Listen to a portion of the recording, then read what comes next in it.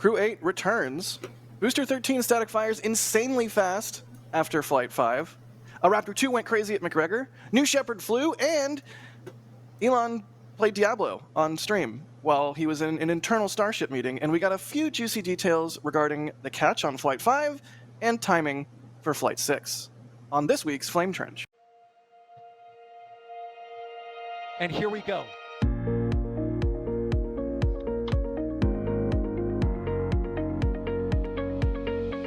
We have liftoff. Propulsion continues to be normal.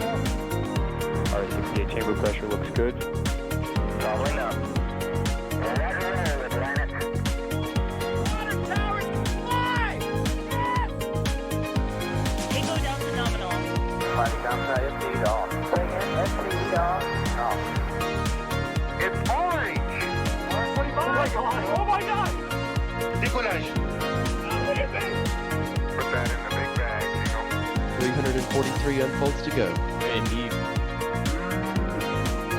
We rise together, back to the moon and beyond. If there's methane to be igniting in the flare, correct? Yikes. You bet. Sure. We don't need any more of these.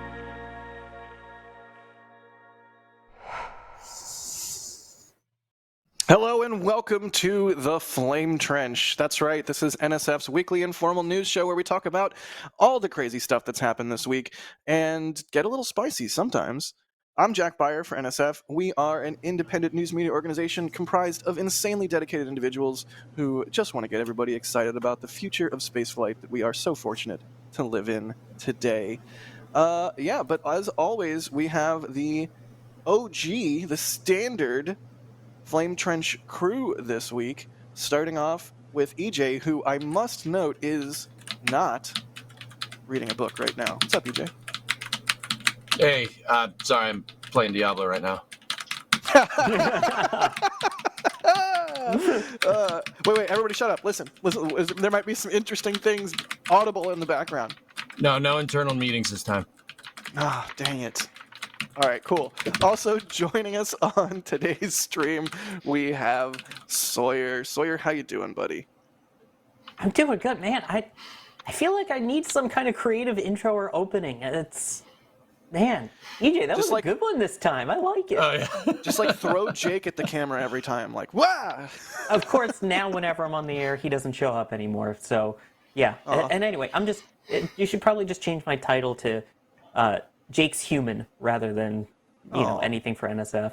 You should Pavlov Jake. Can you Pavlov a cat? Give him catnip every time you're about to go on Flame Trench. That way he always shows up, like Friday at the same time. Play a little bell or whatever. Cat, maybe. Yeah. I love that show. Cat Dog? All right. Cool. Well, let's just jump right into it. But first, I do want to remind Chatland out there that you can ask questions, type at NASA Spaceflight, and your questions will pop up in some software we have running in the background. Or you could be extra cool and be watching this on EJ's Twitch, in which case you can talk in Twitch chat and probably do things like make fun of me and that I don't ever see or whatever, because I'm sure there's don't do that. Stuff like that going on over there based on the DMs that I get after Flame Trenches. That is not true. Are you sure?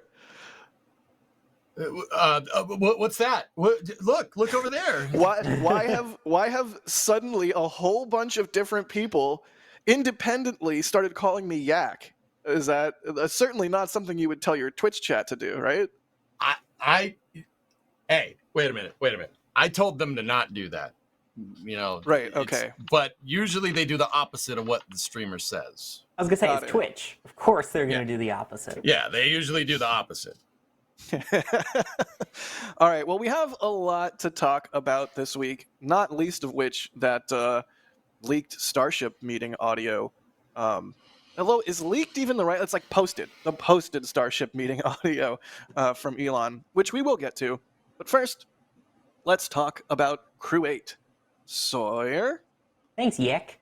So, in case you're wondering, Crew 8 is now back. And not only is it back, it is back after setting some crazy records here. Crew 8 is now the longest Crew Dragon spaceflight to date. With the crew undocking yesterday and splashing down early this morning, they've now spent 235 days and 5.5 hours total in space for Crew Dragon Endeavour. Which, fun fact, when you combine all of its time in space, I believe that's over 700 days of flight time over those 5 days. I don't know if it's fun or not, but it now has more flight time than the actual Space Shuttle Endeavour, which is still the best shuttle, and no one can argue that. Continue. Please continue. I know you want to argue it, but you can't. But yeah, that you could see there, we actually caught it on the Starbase Live cameras as they splashed down, eventually just near Pensacola, Florida, in Florida's Panhandle. So the crew set that record there as well, finally undocking. So that was a human spaceflight record there for that crew, which made for some interesting things upon the return as well. So they splashed down, they were picked up onto the ship. They were then, according to NASA, flown via helicopter to a hospital/medical facility near Pensacola. So something happened there medically, and there was a statement from NASA that said after medical evaluation at the hospital, 3 of the crew members departed Pensacola and arrived at NASA's Johnson Space Center in Houston. The one astronaut who remains is in stable condition under observation as a precautionary measure. To protect the crew members' medical privacy, specific details on the individual's condition or identity will not be shared. So interestingly, they didn't say who it was, what it was, just the evaluation was requested out of an abundance of caution. What do we think about that? I appreciate the sort of the anonymity there. Like, it's respectful, right? And I feel like with astronauts, we like treat them as celebrities. A lot of time news media will like pick apart their lives or this or that. Like, I appreciate that. I mean, while I'm curious what's going on and I want everyone to be okay, I appreciate the discretion that is being exercised by NASA. Am I alone in that? Are we mad that we don't have more info? Like, how do we feel about that? Hey, medical records are everybody's own personal business, man. Astronauts are no exception to this. Hip hippa hooray! Yep. Yeah, Sawyer. no, I think NASA's been as transparency. Oh, jeez, Sawyer screwed me up. Sorry.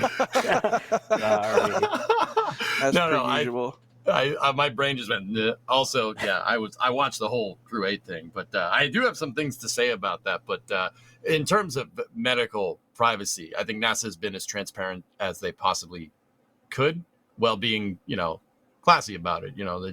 They're straightforward, but it's enough to obfuscate who their astronauts, potential cosmonauts' private medical records, which are their business and their business alone. It's not we don't go prying into that. You don't want to open up that box.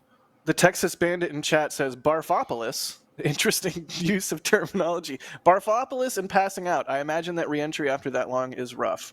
Yeah, I do wonder sort of what the deal is, but it's one of those. If it's one of those out of an abundance of caution things, I mean, I wouldn't be too worried about it. EJ, I want to hear what you have to say about Crew 8, but first I need to yell a little bit. Oh, no. I stayed up until 2:30 a.m. after having been awake at 7 a.m. for booster static fire activities, which didn't happen until the early evening. I went out to Starbase, and it was visible. Crew 8 was visible re-entering from Starbase. I finally got to check that box. I've always wanted to see a crew capsule coming in, and it was gorgeous. I blew my photos. I blew the video. I have like crappy video. So yeah, can't win them all. Sorry, I blew it. But yeah, there's my small rant. I'm an idiot. Turns out shooting a crew capsule is really hard, and I have a lot more respect for Max and D being able to capture the Polaris Dawn capsule coming in over the Keys. There, you can see, this is from our hotel camera. I didn't even see it at this point. I was sitting here staring at the frickin' launch site firing off long exposures, not framed properly, and I didn't see it until it was out like over the Gulf. I'm an idiot. But you can't win them all.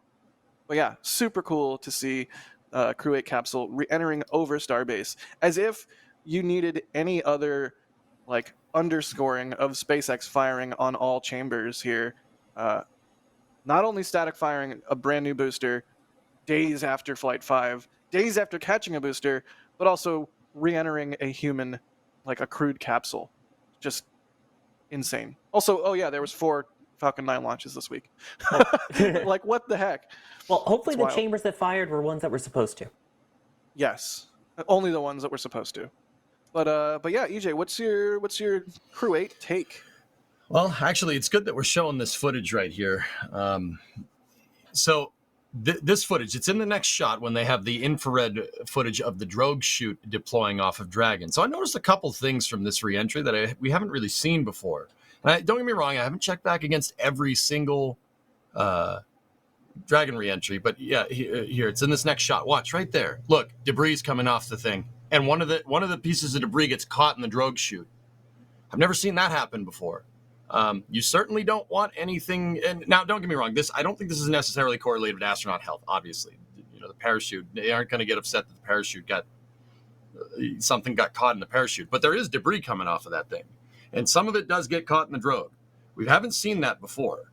I'm pretty sure that's never happened. The other thing that I noticed is that right before that WB-57's footage, this Endeavour was coming down firing its RCS like crazy. Now, once again, night landing, you're going to see it, but it was a lot of pulsing on the RCS to keep it on an even keel. Now, I don't know. It could be because what we do know, SpaceX did tell us that Crew 8 is enabled in a landing contingency if the parachutes fail, where they can ignite the Super Dracos, and maybe this had something to do with that. But yeah, either way, you do not want anything hitting a parachute. Like, I know I'm kind of the professional moron, right? Like, but I know enough about this stuff to know you don't want anything messing with chutes. So, Right. Yeah, something a little strange going on there. I mean, I'm sure SpaceX could probably figure it out, but yeah, that's just something I thought would be very interesting. Also, Sorry, really quick. Didn't yeah, Polaris have that same Draco contingency option, and we did not see like any debris from that I can recall? Yeah, see, like I said, I checked it against other NASA missions. I think you're right. I'd have to go look, but yeah, that's a good point, Jack. But that's interesting. I did not catch. I mean, I was out and about, not watching the reentry stream, so I did not catch that. That's slightly disconcerting. You do not want something messing with the chutes. No, absolutely not. That's an absolute no. But another thing that I did notice, and I didn't do a crazy amount of research, is that, and once again, Kevin, I wasn't expecting you or Jay to have this footage kind of teed up, but if you look at during the egress operations, right before they open up the hatch door, you see something vent on Dragon. Now, I'm pretty sure it's Dragon's open loop, or Dragon's like air dump. It's up towards the nose cone on the sides of the capsule. There's 2 on one side, 1 on the other. That thing vented out when one of the guys went to adjust the recovery rigging on the capsule. Like, once again, this footage is very specific. So I'm not expecting them to have it, but we did see some venting going out there. And I mean, I'm not sure if we've seen that before, but then again, it could have been the right atmospheric conditions. It could have been the right temperature just to see it. Like, when the boosters come back, Jack, I mean, our crack production team, they found it. Yeah. Oh, wow. Sweet. Thanks, there Jay. it is. Thanks, Jay. Oh, you guys are legends. Thank you. I didn't do. I forget Jay. Every time I forget to introduce Jay, I introduce myself. I talk about the show. I tell everyone to ask their questions. I never introduce Jay. Jay Keegan is operating today's stream. I like Jay. Jay's good, even if sometimes he is not understandable. Like, you have to ask him to repeat himself like 10 times because we're stupid Americans and can't understand his amazing accent. I understand it just fine. I'm glad you have magical golden ears, because I certainly don't. Anyways, Jay, you're awesome. Thanks for operating the stream. EJ, please continue. It would be in the top left. See that rope that's going around the upper parts of Dragon? The guy, see right there. There it is, left side. Now, once again, I'm pretty sure that that's not anything, but that's just something that I don't ever recall seeing. But then again, like I said, professional moron. I'd have to go back and look. Like I get paid for it. Trust me. So there is there were some things that I haven't seen before. Now, once again, whether that has any correlation with the crew being sick or not sick or an abundance of caution, I don't know. The reason why you'd be worried about venting from the capsule is because you cast your mind back to 1975, the Apollo-Soyuz test project. The Apollo capsule came down, and one of the thrusters had a hydrazine leak, and that got the crew sick. Because the thrusters that these spacecraft use are designed to basically stay up there for long periods of time. They're very simple pressure-fed systems, and they're carrying fuel, monomethyl hydrazine and nitrogen tetroxide. These are hypergolic fuels. They're like that sounds like some crazy toxic chemical. It's because, well, it is. It's because they are. It's because it is. And these propellants are designed to stay liquids up there for long periods of time, as opposed to like the boil off that you get from liquid oxygen or liquid methane or liquid hydrogen, right? Oh, but hey, Booster 13's in the air. Sorry. Oh, crane assisted takeoff. There we go. But yeah. It's that I don't think that vent is hydrazine, but the reason why I noticed is because venting around the capsule during egress operations is something that's a little bit on the be careful side. But I mean, yeah, that's why they have the sniffers that go out right after it lands, and then once it comes back on the boat again, they also have the little sticks that they stick in there to sniff out in case there's any leaks of those. The reason I also don't think that it's hydrazine or anything like that, and why I don't think it's related to the crew health, is the fact that nobody else on board the boat that we know of was sick from that. Everyone looked fine that was on the deck during it. So if it was something more hazardous, I'm pretty sure they would have had their gas masks still on. Well, yeah, that makes sense. Yep. Yeah. Sorry. When I noticed it when I was watching it last night, because Jack, I'm with you. I stayed up watching it too. When I noticed it, I looked around. Nobody seemed to care. So if it's not a big deal to them, I'm gonna say it's probably not a big deal at all. Like I'm pretty sure that's Dragon's cabin vents. I think. But yeah, I've never seen it do that before. Point is that kind of completely separated from the crew health problems. Crew 8 did some weird stuff that we haven't seen before during entry. Like the parachute thing, you want to figure that one out. That's you don't want pieces of the spacecraft coming off when you didn't intend for that to happen. That doesn't usually end well. Well, also significant with that is the fact that this is the longest any United States spacecraft has ever been continuously in space. Yep. So I wonder, what was Crew Dragon rated for originally? 6 months, and then they've upped it? Because this was 8 months of stay. So over what they typically do for Crew Dragon by 2 months. So potentially they'll learn some things about how the spacecraft is able to withstand the space environment for those extra months up there. Every time they recover a piece of hardware, especially one that's like a life leader in a certain way, you just got to think that they are recovering not just the hardware and not just saving on, money building new hardware, but also it's just a treasure trove of data. So it's certainly going to help SpaceX inform future Dragon flights, and I'm sure ultimately Starship as well, once they eventually get starships actually re-entering and being reused and what have you. But yeah, that's a good to point out, Sawyer. It did spend a heck of a long time in space. And also more records for Endeavour, which is the best, despite the poll that was very biased earlier. There was a poll. Atlantis is the best shuttle. The poll is correct. Let's move on. No, it is not. But in terms of the Crew 8 health, we have seen it before where people have had issues returning and readapting to gravity. And again, when we've seen long-duration space flights, the year-long flight that Scott Kelly did, that was launched and returned on Soyuz. So that was a whole different recovery process where they literally take them out in the seat versus having to drag them out of the capsule onto a stretcher like they do here. And again, long record. There was even an astronaut during one of the shuttle welcome home press conferences that fainted twice during it because they were still readjusting to gravity. Let's do some Crew 8 questions. Chat, I'm looking at you right now, guys. So if you have a question about Crew 8, probably So a cover good your time. webcams. Put tape over it. Yeah, if you have any questions, now's probably a good time to ask. EJ, Devin is asking if you noticed any changes in telemetry around the time of the drogue issue that you noted.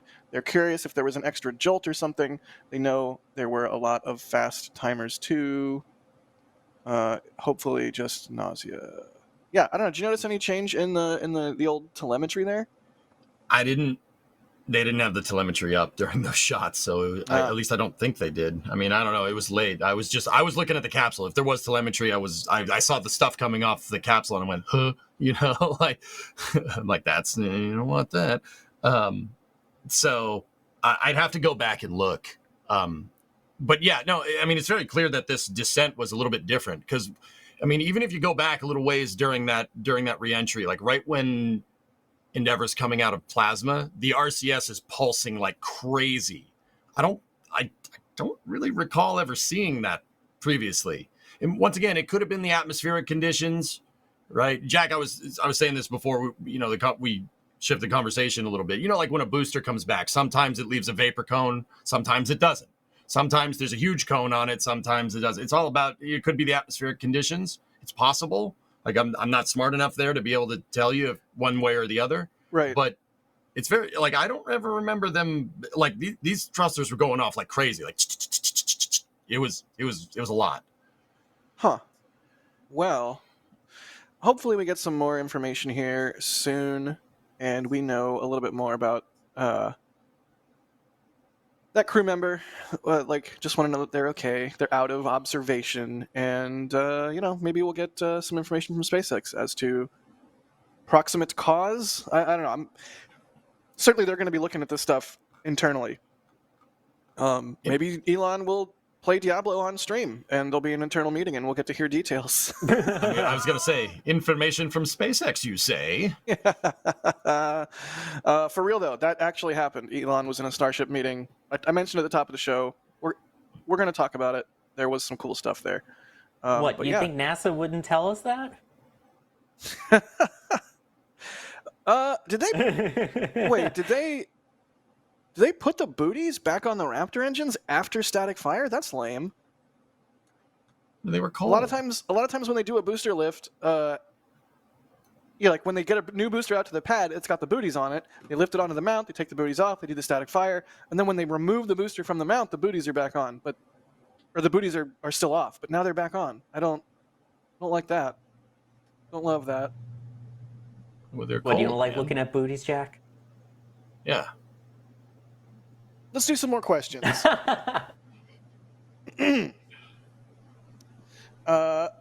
David is asking, EJ, why do you have a Model M keyboard? What does that even mean? Are you one of those clicky keyboard guys? I do have a clicky keyboard, but it's not a Model M. It's DOS Keyboard Professional. You stole DOS's keyboard? Yeah. Dude, I was like, oh, that's good. I'm going to take that. It's just like, snatch and grab. Let's go. Yoink! I do have Model M's. I have like 3 of them over there. Nice. Just saying. Pauline Brock. I like this one because I'm a tinfoil hat guy. Pauline Brock is asking, what are the chances the medical thing is a cover for the defection of the Russian cosmonaut? It's not the Cold War anymore. I don't think so. But fair question. I mean, he was giving a whole bunch of thumbs up to the NASA guys, I mean, just going to throw this out there. If I just landed back on Earth after re-entering the atmosphere in a ball of plasma, I'd probably be all thumbs up, regardless of who was greeting me at the open hatch. I'd just be like, yes, I lived! Oh, good. Let's see. Scott's asking if the Crew 8 capsule came in faster than normal, meaning more heat on entry. Not that I'm aware of. Okay, so... Go ahead, EJ. Go ahead, Sawyer. No, you can go, dude. I was just going to say we didn't really have the telemetry, but based off of their splashdown zone in relation to, where the recovery ships and everything were, it seemed like it was pretty much on target, as they would expect. So I wouldn't think that it would be any different of an angle of entry that could affect heat, EJ?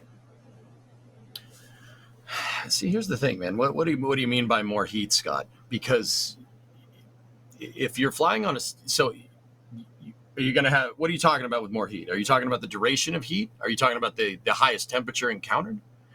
Because with a steeper reentry trajectory, your time of heating is going to be shorter, but your overall temperature is going to be higher.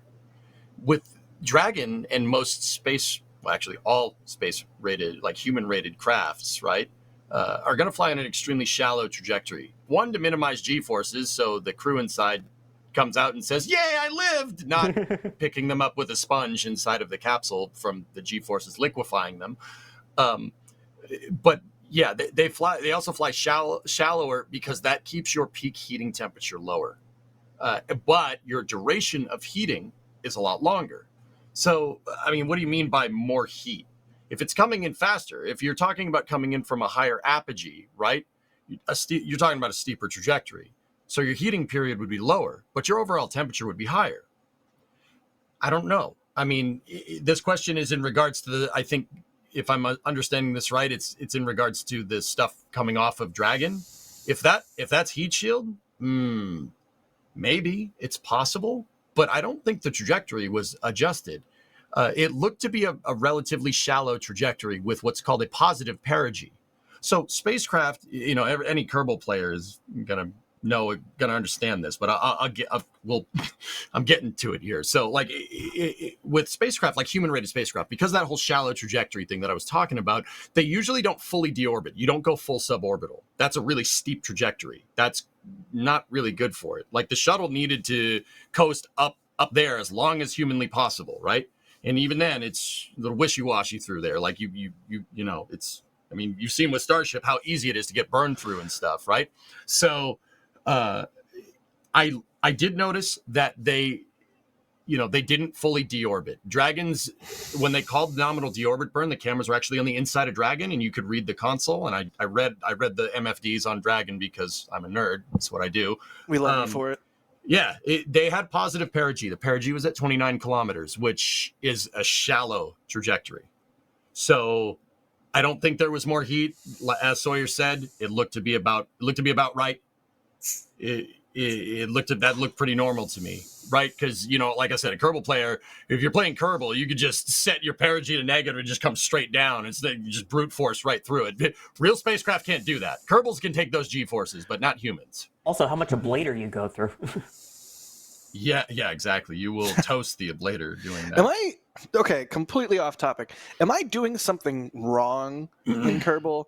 Because I never use all my ablator. And I'll even when I'm building the craft, I'll go in and take down the amount of I guess ablator on the heat shield, so you save a little bit of mass and you save a little bit of money. But I'm like, why should I be doing really, really long, shallow, aero braking pad? I never use my ablator. Not much. Okay, all right. I'm gonna put my hand on the table here. I've played Kerbal. I have 15,000 hours in that game. I streamed it every day for a decade. All right. That's why I ask. It's not an exaggeration. The parts in KSP are very, very, very good at absorbing and moving heat around. The way conduction is done in KSP makes it very forgiving during reentry, Jack. So yeah, no, you're not doing anything wrong unless you turn the reentry heating up, and even then, you could still basically just bring anything back down if you fly it on the right trajectory. Even Duna returns, they still don't go through all of it. Yeah, I think the only time I've ever come close is Eve. Anytime I go to Eve. Eve is tough, man. Which makes sense. Yeah. But yeah. Side note, hey, look, that booster is way up the tower. That's way up the tower. That is catch height. Interesting. I wonder if SpaceX is doing some testing or some validation of the reinforcements they've done to the chopsticks and tower here. Interesting.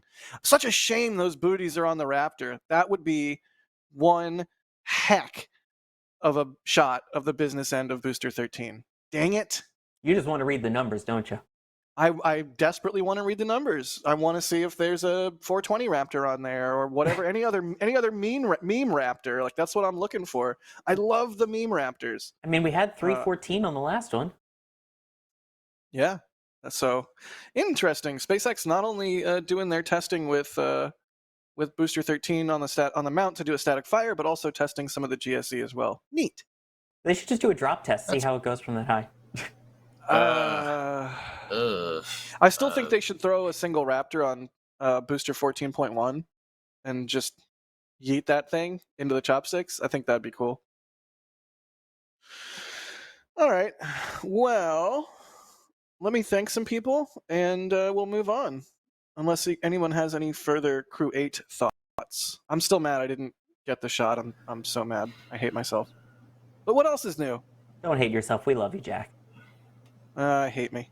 Chat, Jeff... tell him how much we love him.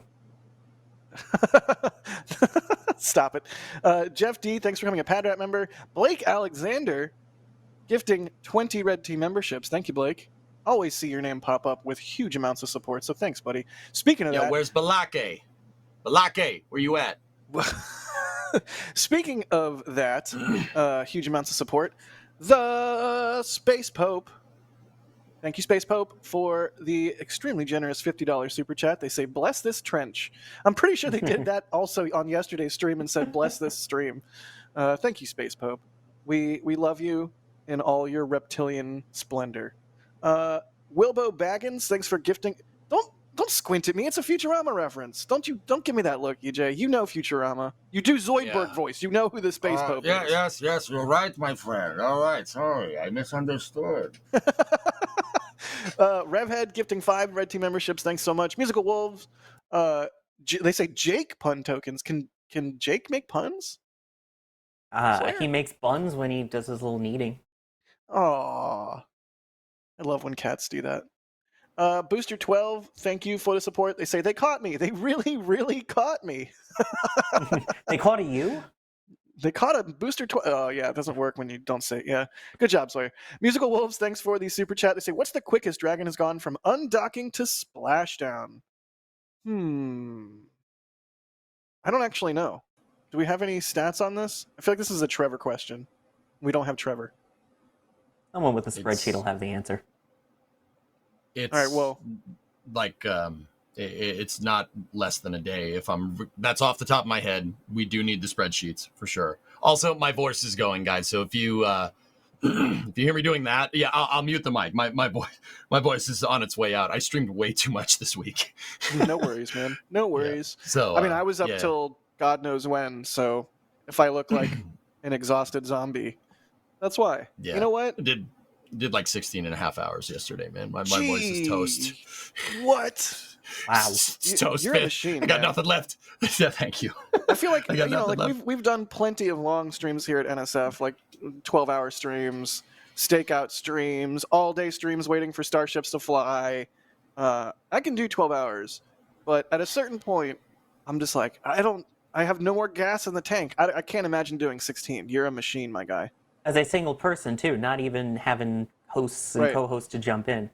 Right. Like, the closest I think we got to that, or I've gotten to that, is the member stream with D when we did the road trip. That was basically it. So good. Or that one where we kept waiting for it to lift, and then it didn't after like 4 or 5 hours. I'll never forget that one. Oh, SpaceX. It's like, just lift it! Just lift it, for God's sake, lift it! The longest 45-minute lift of my life. That was actually close to 4 to 5 hours. Couchy? I don't know how to... C7 Ouchie? I don't know how to say your name. Yeah, I did get ramen. I ate a lot of ramen at like 5 a.m. What flavor? What flavor? Miso tokatsu? Right. I'm not talking like top ramen, like in the little bag. I'm talking like actual ramen with with the pork belly and the bamboo shoots and mushrooms and the egg. Oh, the egg! I saved the egg. I have leftovers. I'm going to eat it after this, and I cannot wait to eat that delicious soft-boiled egg. Don't look at EJ. We need a counter. Like, how many times EJ looks at Jack in disgust counter? What now? I think we're already at 6. Dude, you You got to, all right, you got to enjoy the whole meal. No. You got to enjoy the whole meal. No. What are you doing? What are you doing? You got to enjoy the whole meal. You don't have a 3-course meal and save the dessert for the next day. What are you doing? Sawyer, back me up on this. Gotta eat all the gabagool. Yeah, the gabagool. Yeah. Gabagool. Oh, God. No, that sounds good, man. It sounds delicious, actually. MC Echo 46, thanks for becoming a Red Team member. Matt's gifting 20 Red Team memberships. Another one of those names that's always popping up with huge amounts of support. Thank you, Matts. Deborah Hall, they say tunics for Jay. Jay, what is a tunic? Tunic? I didn't just say. No, Tunnocks. Oh, it's probably a Scottish thing. Jay says it's tea cakes. They're the best. Deborah, you just made Jay very happy. Musical Wolves, thank you for the support. They say, what was the original planned time for Crew 8? Oh. Because they were The much weather. delayed on undocking Yeah. and coming back, right? Because of bad weather in the recovery areas. Is that the And case? Crew 9. Yeah, exactly. Sawyer, you know. Tee it up. Yeah, I mean, you had of course, there was the hurricanes, which delayed some of it, but the big thing was the fact that Starliner was still there, occupying the other docking port. And that's where Crew 9 needed to dock. And they decided that Crew 8 wasn't going to leave until Crew 9 arrived so that they could do the handover. So that delayed it by about a month and a half, and then add in the weather, and then weather, and then weather, and then eventually they were able to undock. Got it. So blame Starliner. Hey, you guys are talking about tunics. But hold on real quick. Are these, like, not an endorsement, but I have these on my desk. Don't ask why. Are those Are- stroopwafels? Are these good? What are they? They're digestive. They're chocolatey goodness. Ooh, that does sound good. Yes. I love me a good stroopwafel. That's what I thought they were at first. It is not stroopwafel, no. Stropwaffle. Stroopwafel. Thank you. You Nibbles. silly Jack, you're the one that is saying it wrong. I didn't say I was right. You're right. I'm wrong. You good, me bad. I don't Yes, know. Ed boy. I don't know, man. It's the Flame Trench. Come on. We're all hanging out this week. It's a good week. Oh, Nibbles. Dude, the Burgonator said these are good. Heck yeah, man. All right. He says, no, he Alright. didn't say they were good. He said they're the best. And this is not They're a the sponsor. best. This is not a All caps sponsored segment. This is not We're a not sponsored sponsored by segment. them. We're just hungry guys. We're just a couple of hungry guys. They are two wild and hungry guys. Share them? No. Yeah, no, Well, no, this mash welcome to our space channel where we talk about food and crackers. and movies. Don't forget movies. Yes. Nibbles, thank you for the support. They say, hey all, with expended Falcon 9, do they just let them fall or do they orient them to go fast to burn up and hit the ocean as fast as possible? I don't think we know. I mean, I assume it's just, see ya. And then re-entry heating and the surface of the ocean does the rest. I think without the supersonic retro propulsion, which my metal band is going to be named that, by the way. Such a good name. Without the entry burn, yeah, you're not getting much of that back. Yeah, makes sense. Ground umbilical carrier plate. Yup. No. I said it and I looked directly at Sawyer to watch him cringe. No. Ground umbilical carrier plate. No. Ground umbilical carrier plate. Ground umbilical La carrier la la plate. la la. I can't hear it except for the fact I have an earpiece in, so I'm just making it louder. It's like in Lion King when the hyenas are like Mufasa. Ooh. Ground umbilical carrier plate. Oh. Thank you for gifting a red team membership. That's all it was. It was one red team membership. You Matt, just want to watch the world burn. I do. Fire good. Sawyer, I mean, come on.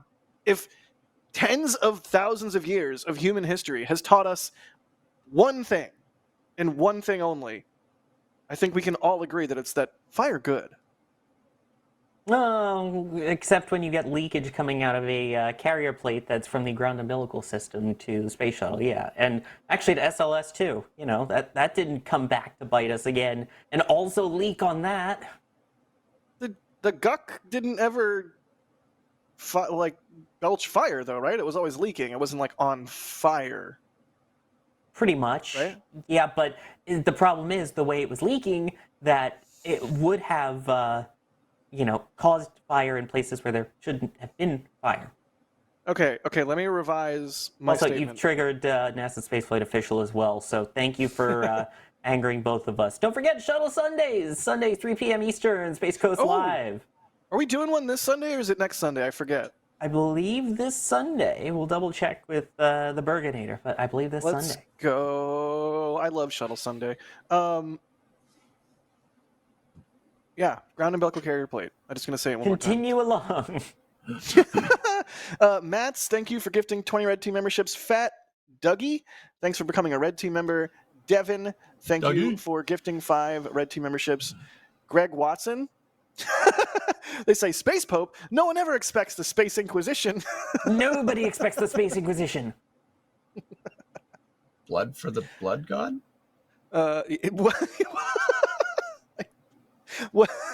Roseanne DeVasto, thank you for gifting. No, thanks for the super chat. They say, little flashback. Thanks for covering Europa Clippers deployment. Brought me back to my SETI days. You got it, Roseanne. Snot Garden gifting 5 Red Team memberships, and Mighty Don Don gifting 5 Red Team memberships. So cool. Thank you all so much. You know, if you watched the Static Fire stream yesterday, you saw that we had a million angles to replay and analyze the burn from, and the only reason we can do stuff like that and the accordingly large team of people who get stuff like that done, and not just the 3 of us who you can see and hear, but everybody at NSF that makes NSF go, we can't do it. We can't do this stuff without your support. So that's why we take the time. How many bazillions of times have we told you not to exaggerate? Come on. Oh, I'm sorry. I'm more sorry than I've ever been. Yeah, I mean, it would be crazy if there was like, a quadrillion engine fires or something at McGregor, Yeah. Oh, okay. Let's move to that, because holy cow, what is going on at McGregor? And by that I mean they have fired a single Raptor. 51 times back to back now. I think they did like 34, 35 2 days ago, and then yesterday with that same Raptor they did an additional many. So yeah, well, this is cool. If you don't pay attention to McGregor Live, you should probably pay attention to McGregor Live, because something's going on with the tripod stand. Seriously insane. Like, what do we think is happening here? Why would you test a Raptor like this? Is it a test of destruction? Is it like a life extension program for Raptor 2s? Like, what? I don't know. Let's go around the horn and sort of pick this apart, because I don't think we've seen anything like this at McGregor ever since we set up McGregor Live, at least, and that's like what, 2-3 years ago. Something about like that, yeah. I mean, it was crazy if you watch them back just to see the smoke plume. I was trying to do a YouTube short on just the 1 day's worth, and I was running out of room in the timeline, and you keep putting them in, and it's like, okay, now you can see the engine less and less and less. There's all the smoke, and then it would calm down a bit as they wait for like 12 seconds and then fire it up again. It was absolutely ridiculous, the pace at which they were going at. And I mean, talk about proving the ability to refire a Raptor. I don't think you would ever need to refire a Raptor 34 times in a row, where you burn for about 8 seconds and then start up again 4 seconds later. It was redonkulous, we'll say. Yeah, so the first tests on Wednesday were 5 firings in short succession over the course of about 2 minutes. And then later in the day, 34 firings back to back. What? EJ, you're a smart guy. Could this have been some kind of like life cycle testing, turbo pump test? I mean, I'm at a loss here. This is like a moment where I wish I was smarter in terms of propulsion engineering, because I'm not. Okay. So you gotta, I don't know what happened here other than the engine turning on and off a lot, which is super, super, super cool. Like, Great analysis. I'm not gonna say what I'm not going to say what the exact, like, I don't know what the reason is, you know what I mean? But Right. we can kind of speculate to it, right? Like, okay, so why are you going to do this? Why are you going to turn this thing on and off so many times? What's that doing? So every time a rocket starts up, all right, and keep in mind, I'm not the best propulsion engineer, but every time a rocket starts up, you're going through a lot of transients. What that means in engineering speak is that a lot of things are changing really, really fast. Like, that crazy fire that comes out the bottom really quickly. All right, you're changing a lot of temperatures. You're changing a lot of not so much temperature, but you're changing pressures. Stuff expands. Fire comes out the bottom. Any machinery, any turbine machinery is starting to move really, really, really quickly, really, really fast. These transients, that puts a lot of stress on the system when you start it. Starting and stopping a rocket engine is some of the hardest parts of getting a rocket engine to rocket engine. Yeah, that makes a lot of sense. It's like the same thing with a plane. The most difficult parts of commercial airline flight are takeoff and landing. The sort of steady state in between those two transients are like every time I'm in a plane, I'm always nervous because it's my brain, even though I love flying. But every time we get in the air and we're at cruise altitude, I'm like, cool, we're good. So that makes sense. That's exactly it, man. Yeah. There's the same thing with fueling. When you fuel up the vehicle, that's why SpaceX has their launch escape system armed when they fuel the vehicle. And why, Starliner, for instance, they have the vehicle pre-fueled before crew gets near it. It's not that, the rocket being fueled is more or less safe than the rocket not being fueled. It's the fueling process that's the dangerous part. So going back to Raptors here, basically, what they're doing to Raptor there would be like the equivalent of being in a car, putting the gas pedal to the floor and turning the key on and off again. That it is definitely some kind of stress test. Now, like I said, could be testing, life cycle testing. We don't know, but we can speculate, right? I like speculating. Okay, so this is EJ's wild speculation time. This is my favorite time. This is literally my favorite time. Let's go. I got three good ones. So, actually 4. The first one is probably the most obvious. This is probably a test mule engine. Sawyer, you know a lot about the shuttle engines. You know that there are engines from the shuttle program that never even flew. They just used them for developmental testing. They just put them on the test stand whenever they want to change something and torture test the engine. It's probably that.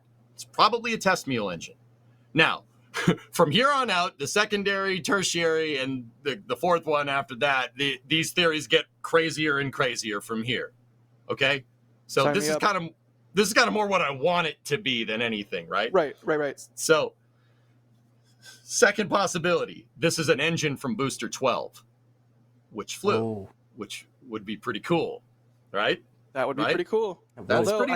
I don't think we've seen a new Raptor installed on the tripod since Booster 12 landed. I could be wrong about that. I am not the McGregor crew.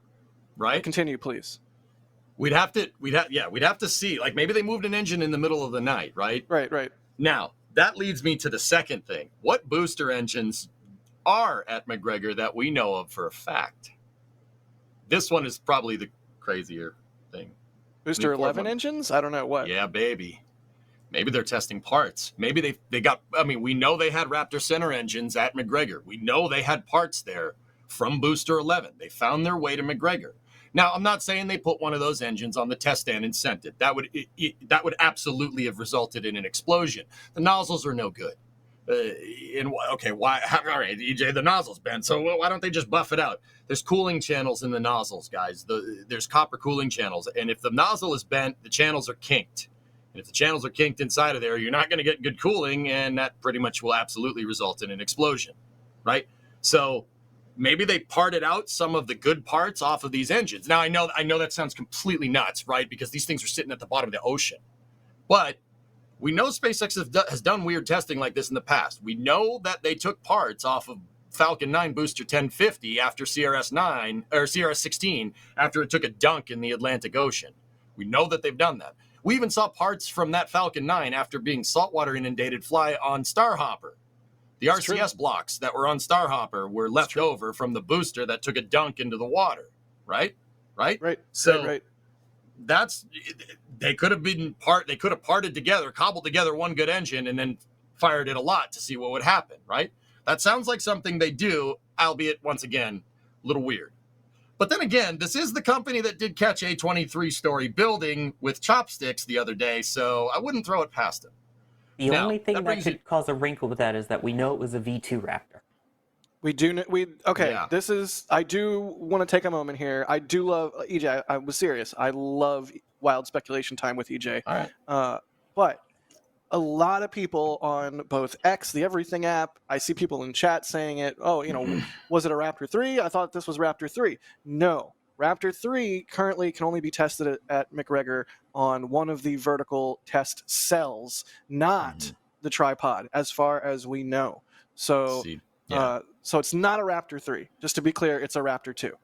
That was my fourth one. Like I said, they were in ascending or descending order, more crazy as we get towards the bottom. They were what you wanted it to be. I wanted it to be exactly. Raptor 3 too. Yeah, right? I totally get that. Yeah, exactly. No, Raptor 3, not 3.2. Huh? Yeah.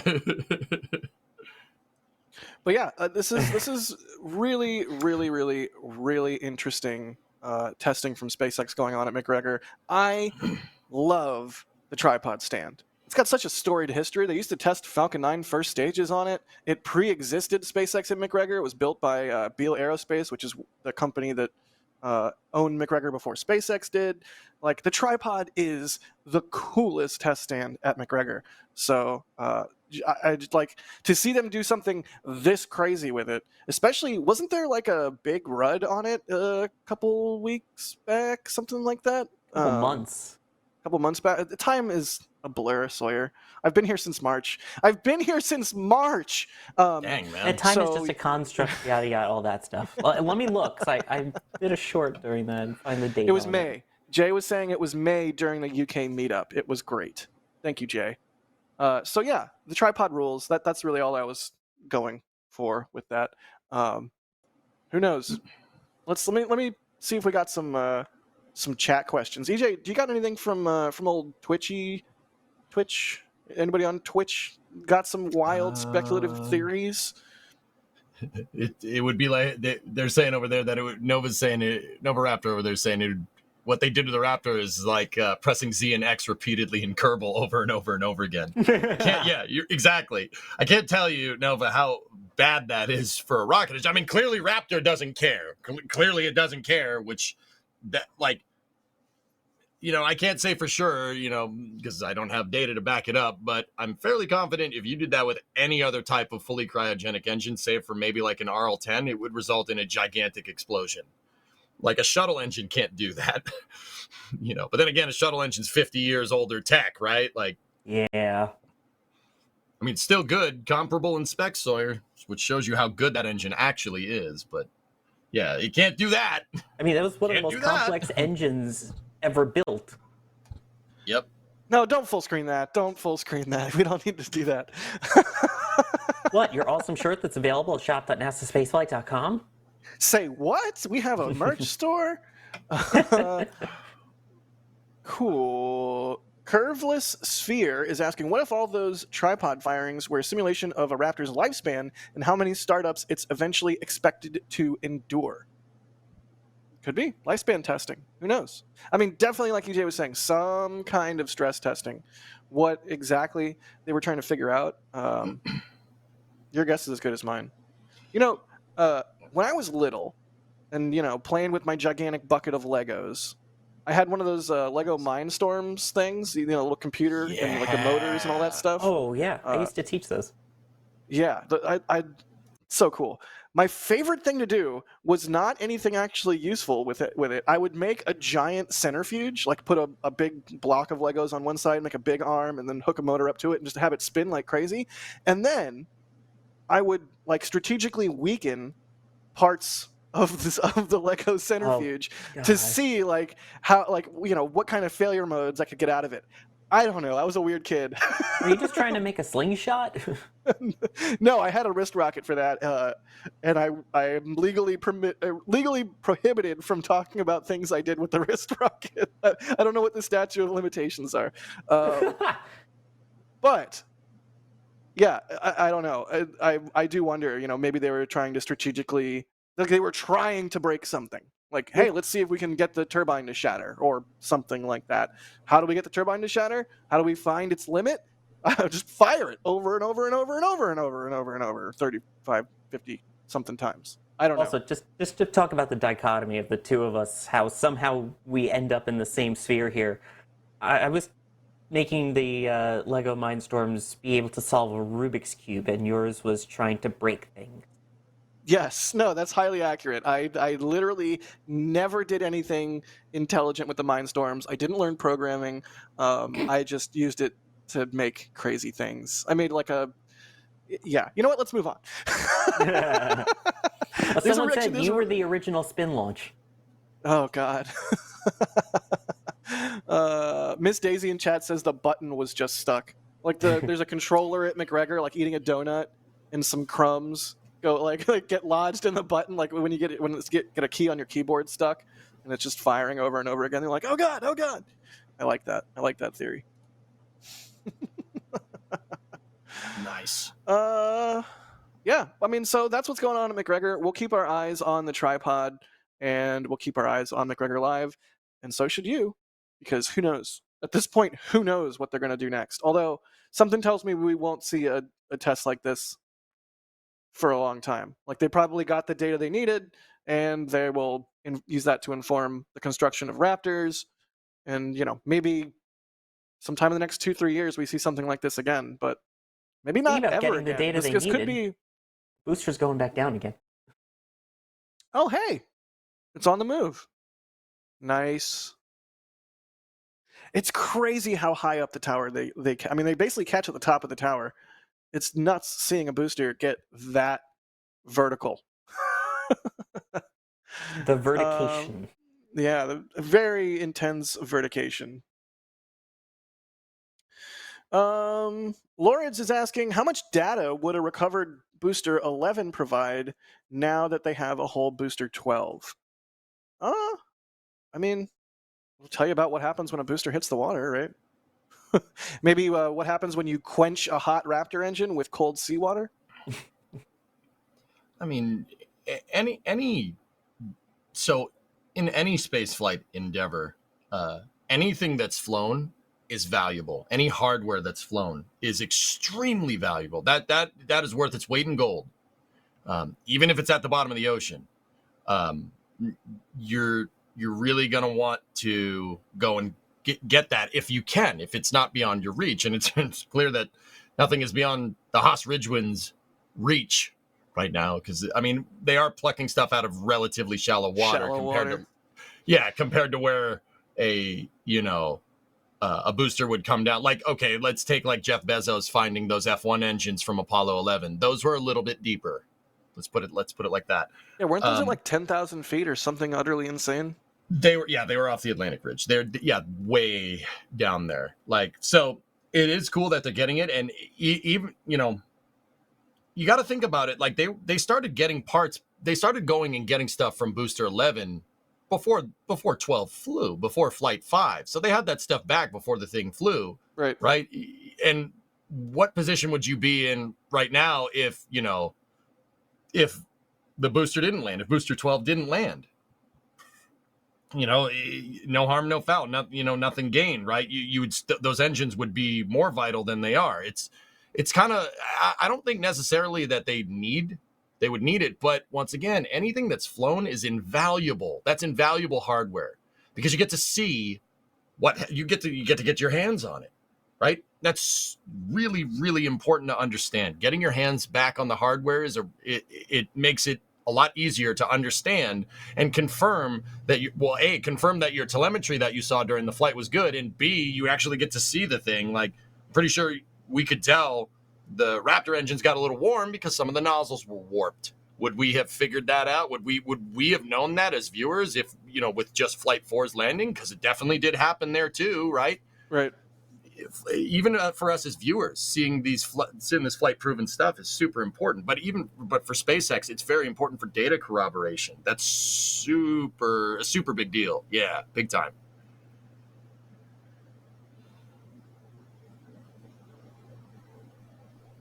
All right. Well, Yeah.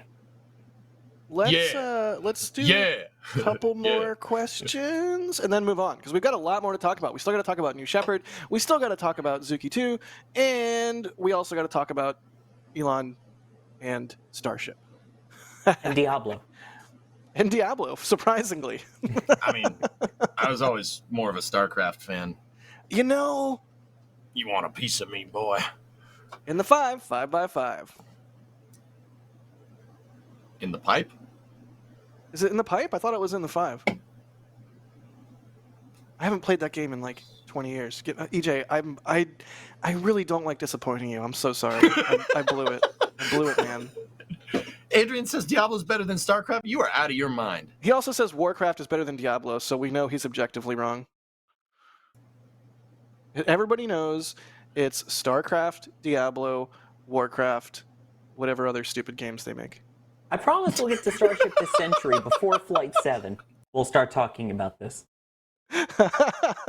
We will. And yes, I said Flight 7, not Flight 6. Let's see. Oh, I had a question. Where did it go? Yes, that's where Where did it go? All right, you know what? It's gone forever. Let's move on. Sorry. Cool. Let's talk about New Sheppy. I'm sorry, Sawyer, what? What's going on with New Sheppy? Nothing. Absolutely nothing. But if we're talking about New Shepard, we have stuff to talk about. Lay it on us, Kemosabe. So yes, we finally had a launch once again of New Shepard. It has been a while, and not only did we have a launch, we had the launch of a new vehicle. Took off on October 23rd, flying a new booster and a new capsule in, apologies, one of the worst live streams I've ever seen, but that's a whole nother story. I mean, come on. We are in the business of live streaming rocket launches. We're allowed Look at to it, be. this great slideshow. I'll just put it this way: if this was our stream, yeah, not acceptable. Kevin and Jay Anyways, would be screaming, and I've half of unmuted. us would be out of a job. I don't know if I'm unmuted on the stream, but you're not even supposed to be here today. well, I'm operating Starbase views right now. But if I did that stream, I would have been fired. I would not be operating streams anymore. That was not good. Yeah, I mean, speaking as a person who's frequently out in the middle of New Mexico or West Texas to stream these things, like with the camera and the pack, I would be furious. I'd be like, I drove all the way out here to bring live views to everyone around the world, and this Kevin is messed it up. Yeah. I would never live it. Yeah, well, it happens. I don't want to clown on him too hard, but yeah, it was unfortunate because it's a beautiful new Shepard. It's a brand new Shepard and a brand new capsule with a brand new livery. Yeah, I was gonna say I love the new paint scheme on it personally. It's just I don't know, it's sleek. I like it. So it didn't have people on it. This one was just 12 payloads on the first flight, 5 on the booster, and 7 on the capsule. So a lot of stuff that they're actually testing out, even for New Glenn, on this. There was also some stuff for NASA. There were things that were LiDAR based. So a lot of good science out of it, and hopefully we'll start seeing them launch humans again. And of course, as they like to point out, the apogee passing the Kármán line, hitting an apogee of 102 kilometers up. And then what's a kilometer? I don't know. Again, we did the banana conversion at some point. I'd have to check that again. And that's based off the sea level there. And you can see there the booster then also came back to land safely in the deserts of West Texas. So good deal. Yeah, a great flight for a new Shepard. And a new capsule, which I believe they named the Kármán line, which is pretty nifty. Well, then you're in the Kármán line to go over the Kármán line? Right. All right. Also, we're talking about New Sheppy. I got to talk about the imagery that we got out of this launch, thanks to none other than a Mr. John Kraus. I have dreamed of setting remotes at Corn Ranch. I have dreamed of doing such a thing. Never got to yet, but John Kraus did, I believe, for Blue Origin, and we got some spectacular imagery out of it. So props to John Krause. Thank you to him for doing what he does, making spaceflight art, and props to Blue Origin for hiring him. I assume for making this imagery. It's just absolutely gorgeous stuff. Well, that was the shots of the props that mixed together to create the engine. Sawyer. Yes, Jack. Why are you the way you are? I don't know, and I hate it too. No, He admitted it. We love you. He admitted it. Ironically, that would be my answer to that question. But cool. yeah. So, go ahead. No, go ahead. No, go ahead.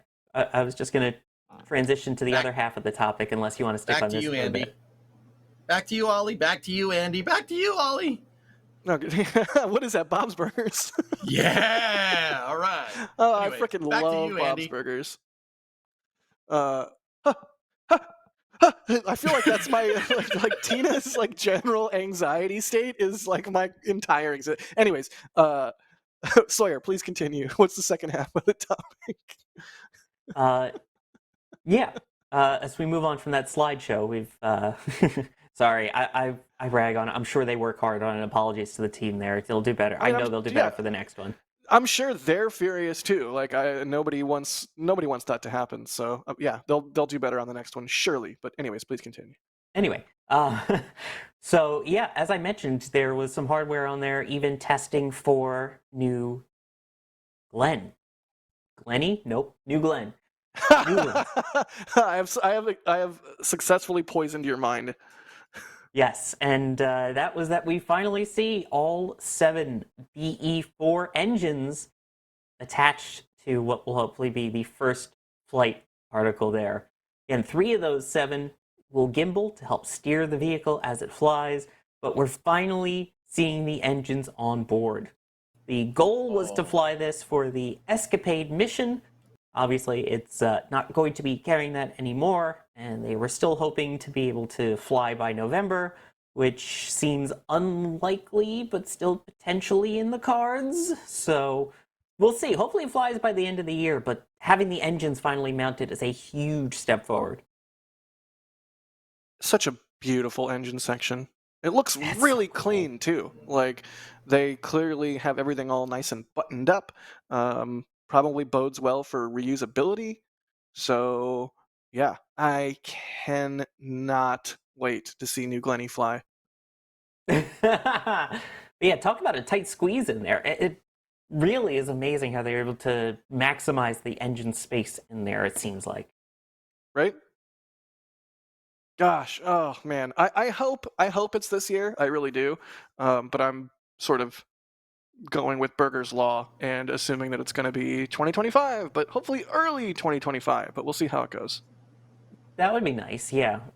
I mean, I'm excited for New Glenn because it is a pretty decently monster-sized vehicle. I would say probably one of the few comparable vehicles to when Starship launches from the Cape in terms of this is a big boy. Right. If only right we now, had somebody probably best here comparable to SLS. If only we had somebody here ready to join the stream that was like really into New Glenny, and could speak to how exciting it's going to be when this thing lifts off. I don't think we have them yet, but if only we did. No. Well, I know you just want to keep saying New Glenny to make them upset though when they come on. Yeah, Glenny. Yeah, that's what the rocket's called. Everyone knows that. In honor of Glenn Lunny, right? The mission controller.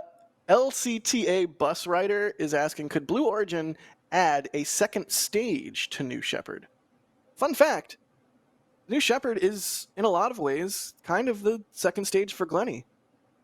If I remember correctly from last time I was there and they did like a presser. All right, stop calling it that, please. Okay, I'm sorry. So New Glenn is okay, but I can't say Glenny? New Glenn's is fine. Why? I don't know. I don't know, man. Just use your New Glenn and you'll figure out why. Glenny, yeah, exactly. Glenny is just jarring, dude. It's got a ring to it. It's got a ring to it. No, it does not. It has the opposite of that. There's no ring on Blue Origin's New Glenny. Come on. New Glenny. Yeah, I'm sorry. I know I'm not. Seriously, dude, nails on a chalkboard. You know? Okay, wait. Do we have Adrian? Adrian, what do you think of Glenny? You like Glenny, right? No, absolutely not. I was supposed to join later here, but I got so furious about you calling it Glenny that I have to jump in here now to tell you it's not New Glenny. What are we doing here? What? Why? Why? No. Are you excited for Glenny's first launch, Adrian? Yeah. Sorry, I know I'm peeking there, but I was literally screaming into my microphone because I was that furious. It's not New Glenny. It's not. All right, okay, compromise. How about just Glenny? If you call it Glenny, I will call it Hoppy forever. You already do. Everyone already does. That's the whole point. How come Hoppy's okay, but Glenny's not? Because Hoppy is this size, and New Glenn is this size. Hoppy is like a cute version of a thing. The name is indicating it's a cute version of Starship, but New Glenn is the big thing. Okay. All right. Right, it's the larger version of New Sheppy. Yeah, Sheppy. Yeah. Look at his face. Oh my god. All right, we should be serious. Okay. Serious face. Yeah. Serious face. Yeah. Adrian, do you have any thoughts on this new Shepherd before we move on to the topic that we are bringing you in for? It looks absolutely stunning. I'm glad they're moving the program forward because I thought in the past, I always had like, I hope they really go forward with this because I always feared like that they just at some point stop launching and never talk about New Shepherd ever again. Like that was always my low fear. But them investing into the program and moving New Shepherd forward and apparently changing the design shows to me that they have a commitment to this program, and that's good. That's cool. I like New Shepherd. I know a lot of people hate on it. I like New Shepherd. It's a cool thing to see it fly. It's a super cool rocket. I have to say, having seen it fly multiple times in person, it's a really beautiful machine. I just wish it wasn't so tiny. It's so tiny. It's so hard I'd happily fly on it. Someone buy me a seat. Oh yeah, I also would as well. NSF needs to buy out a capsule and just fly the team. Oh my god, can you imagine? Das is like over here like doing some kind of science experiment for Dr. Holly. EJ's over in the corner on Twitch somehow. I'm just like I'm like on the floor just like ralphing into a barf bag. Oh god. No, I'm kidding. I don't get motion sick. It's I'm just floating around, just bumping into everyone. Yeah, Soya's for some reason also making puns while flying on New Shepherd. Like you know I would. There's cameras and audio on board. I absolutely would. We all start playing what is that game? Light as a feather, stiff as a board, like at Apogee with Sawyer. You know I'd be if you're over there with the air sickness bag or space sickness bag, we'll say. You know I'd be calling it what is it? Instead of the I had a joke and it just left my head. Dang it. You blew it. You blew it. Instead of the overview effect, it would be the overspew effect. Wow. Wow, Sawyer. Okay, that was all right. You've redeemed yourself. I rescind your blew it. You have successfully made a good joke. EJ, I'm sorry. I blew it. It's Blue Origin, of course. And you blew it again. EJ, I'm sorry. I'm just looking at your face during the show, and I feel like I'm causing you psychic damage, just like relentlessly. Like I'm rolling 20s over here. So Wait, I apologize. Damage? Yes, it's a thing. I have a, by chance I have a D20 somewhere here, so we can roll it. Okay, wait. Roll it. If it's between 1 and 10, it's Glenny officially. If it's between 11 and 20, I will never call It's 4. I will. Yes, let's go!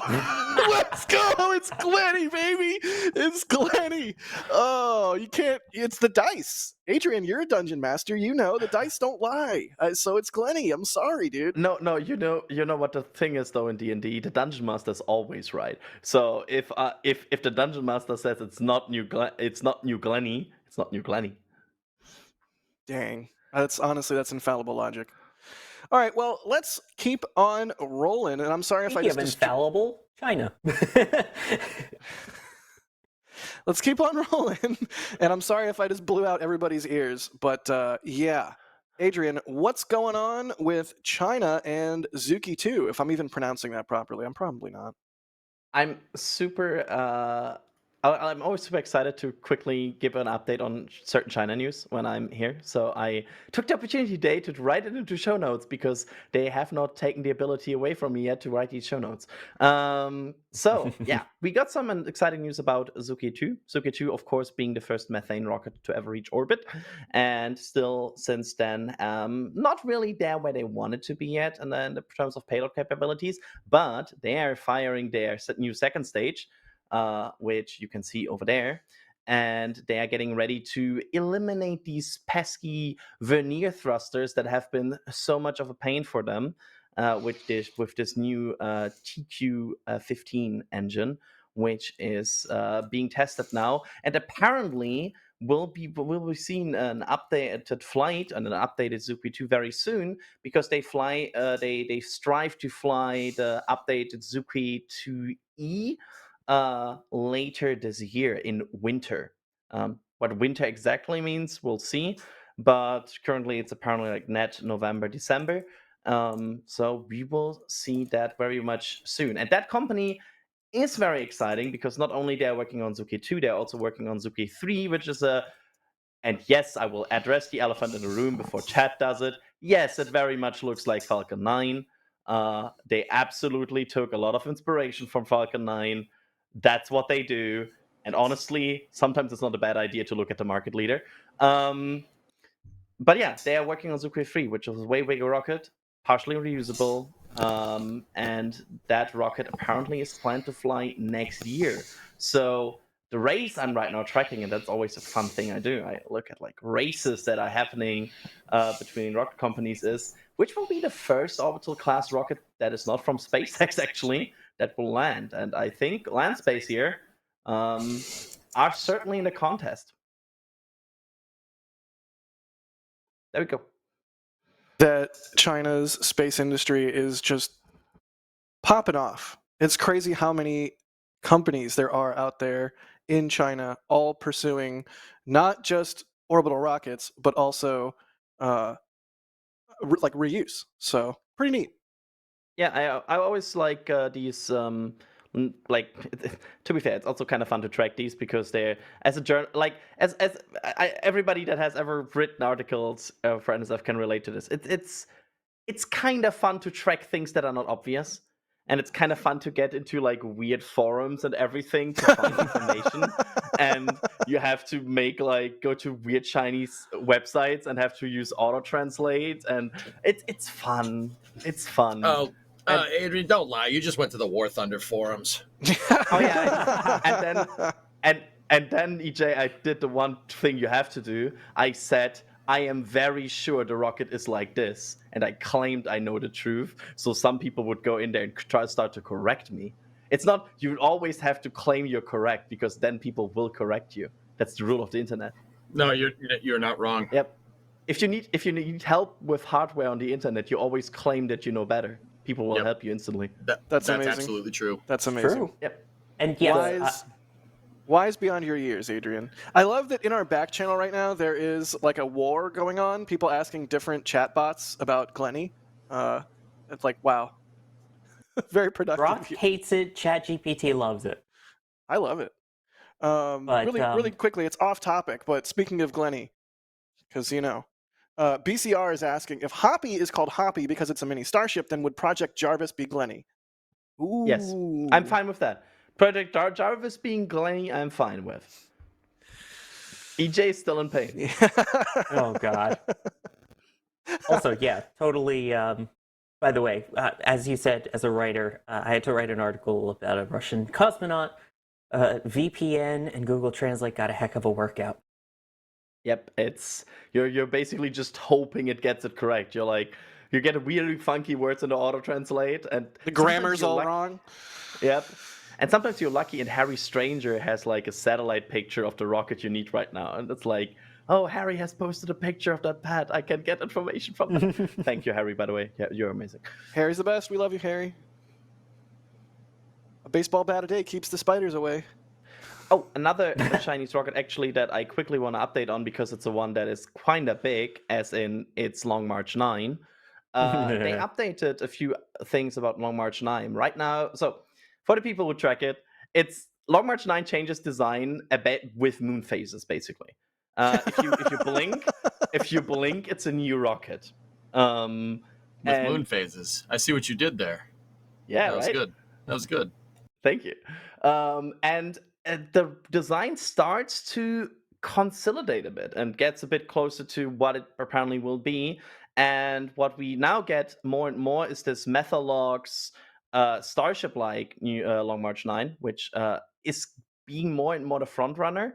And right now, the current design goal is apparently 30 200-ton thrust Methalogs engines on the first stage, with a first flight around 2030, which also would be a bit moving to the left, because initially there was some reports it might slip to 32, 33, and now apparently they're back to 2030.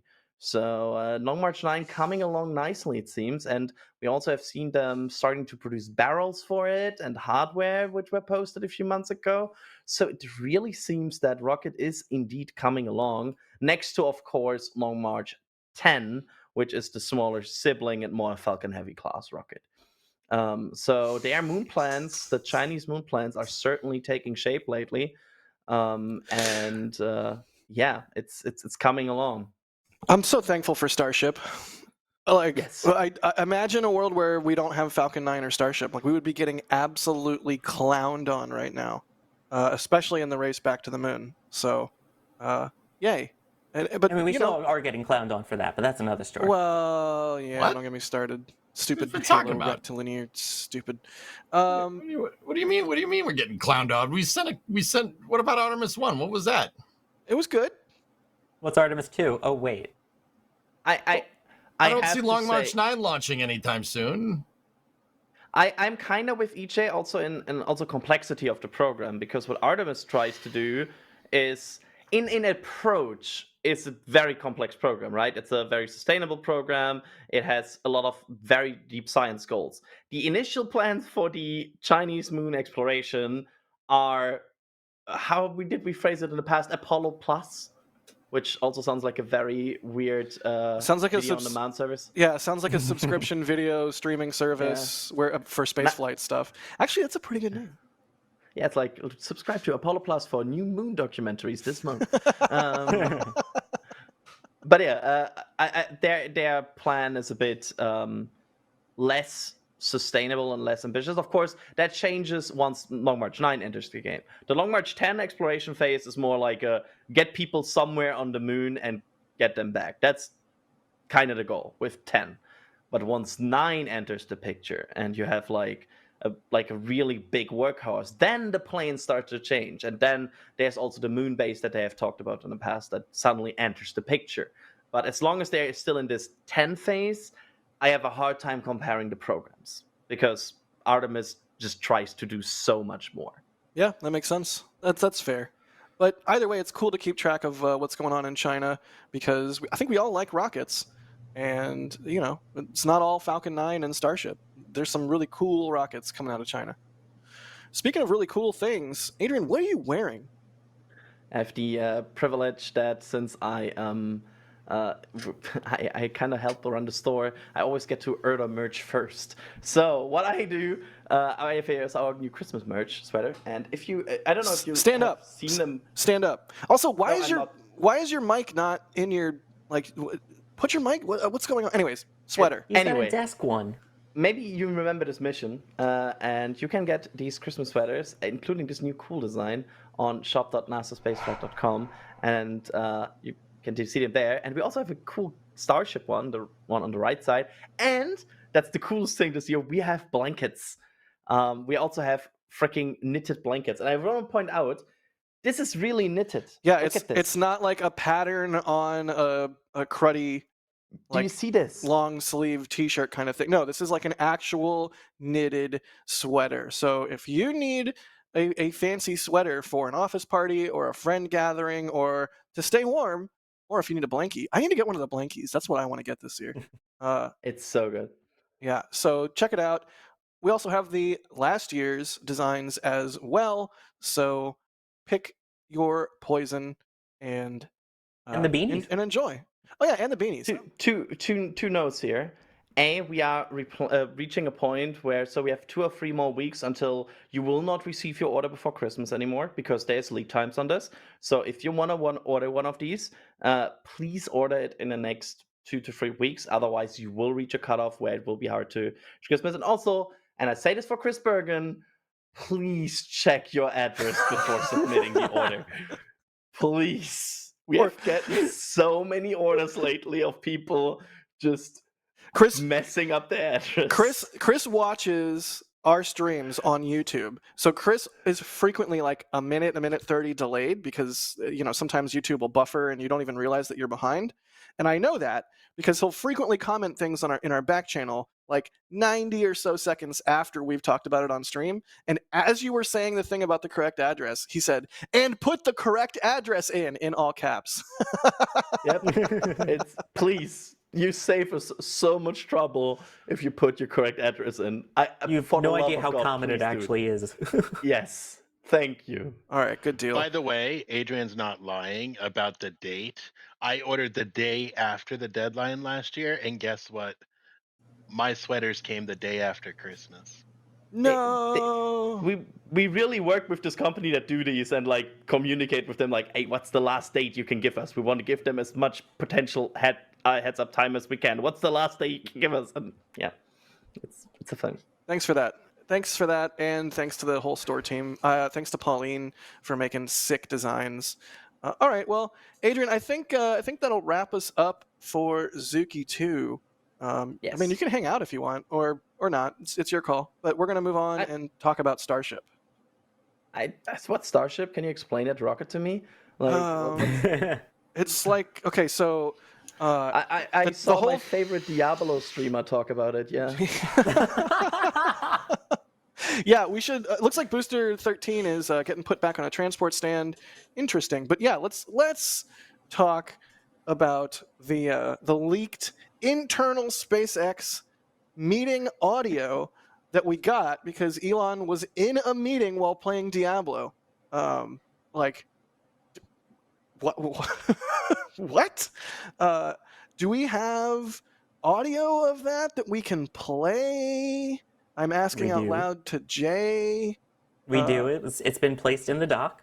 All right, let's just. I think step one is we listen to some of the audio, and then let's discuss. Let's pick apart what we're able to discern here. So step one, let's give it a listen. Roll it. Roll 212.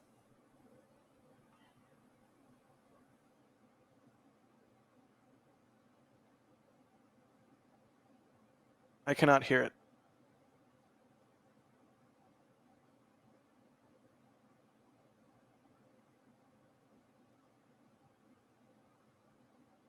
I think we cannot hear it right now, but it will be fixed. Yeah, chat's saying 0 by 0. Be really upfront about the scary that happened and what we're doing about it, because I think that's our focus getting to Flight 6. Like, as Mark talked about, really trying to focus on booster risk reduction versus ship envelope expansion.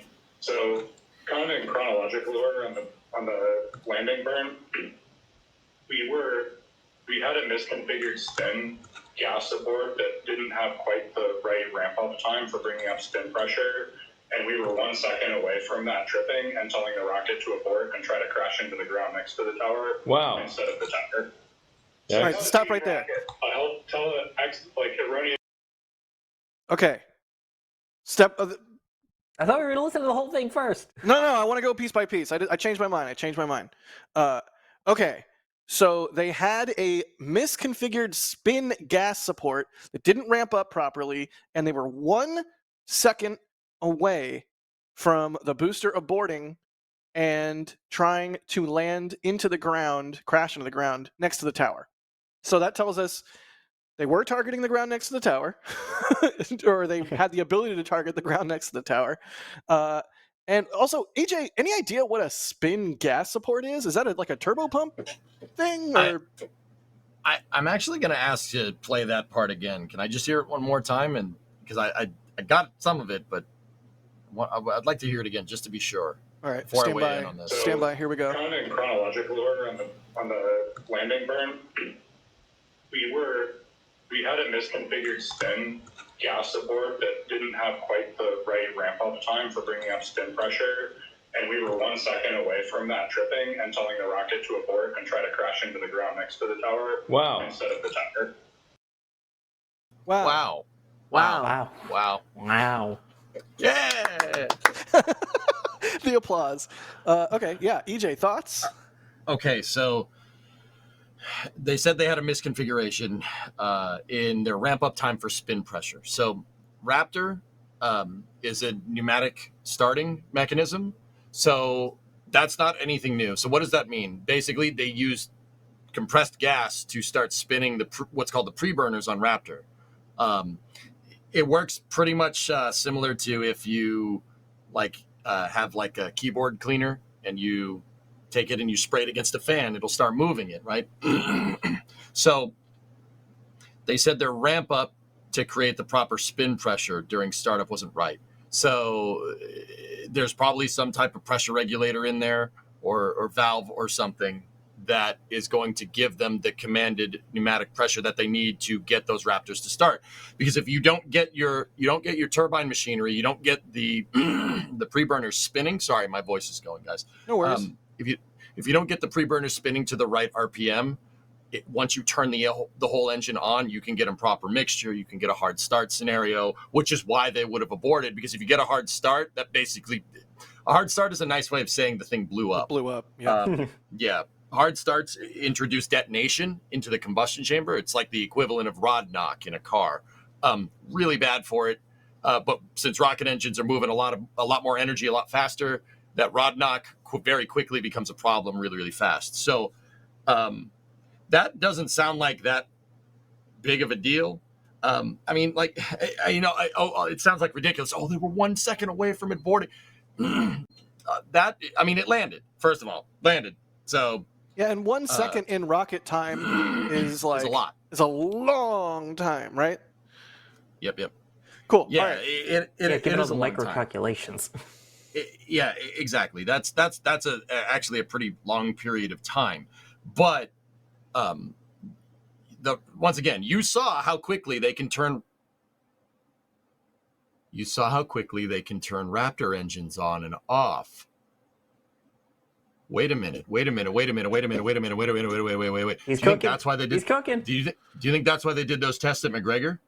To make sure that they're commanding the right type of spin pressure during restarts?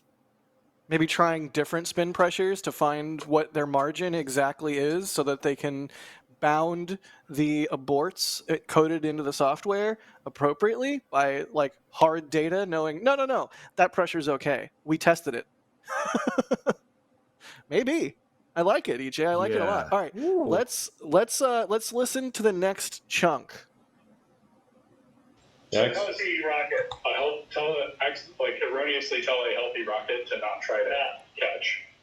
And we knew we had a whole bunch of like new aborts and commit criteria that we like tried to double check really well, but I think our concern was well placed, and one of these came very close to biting us.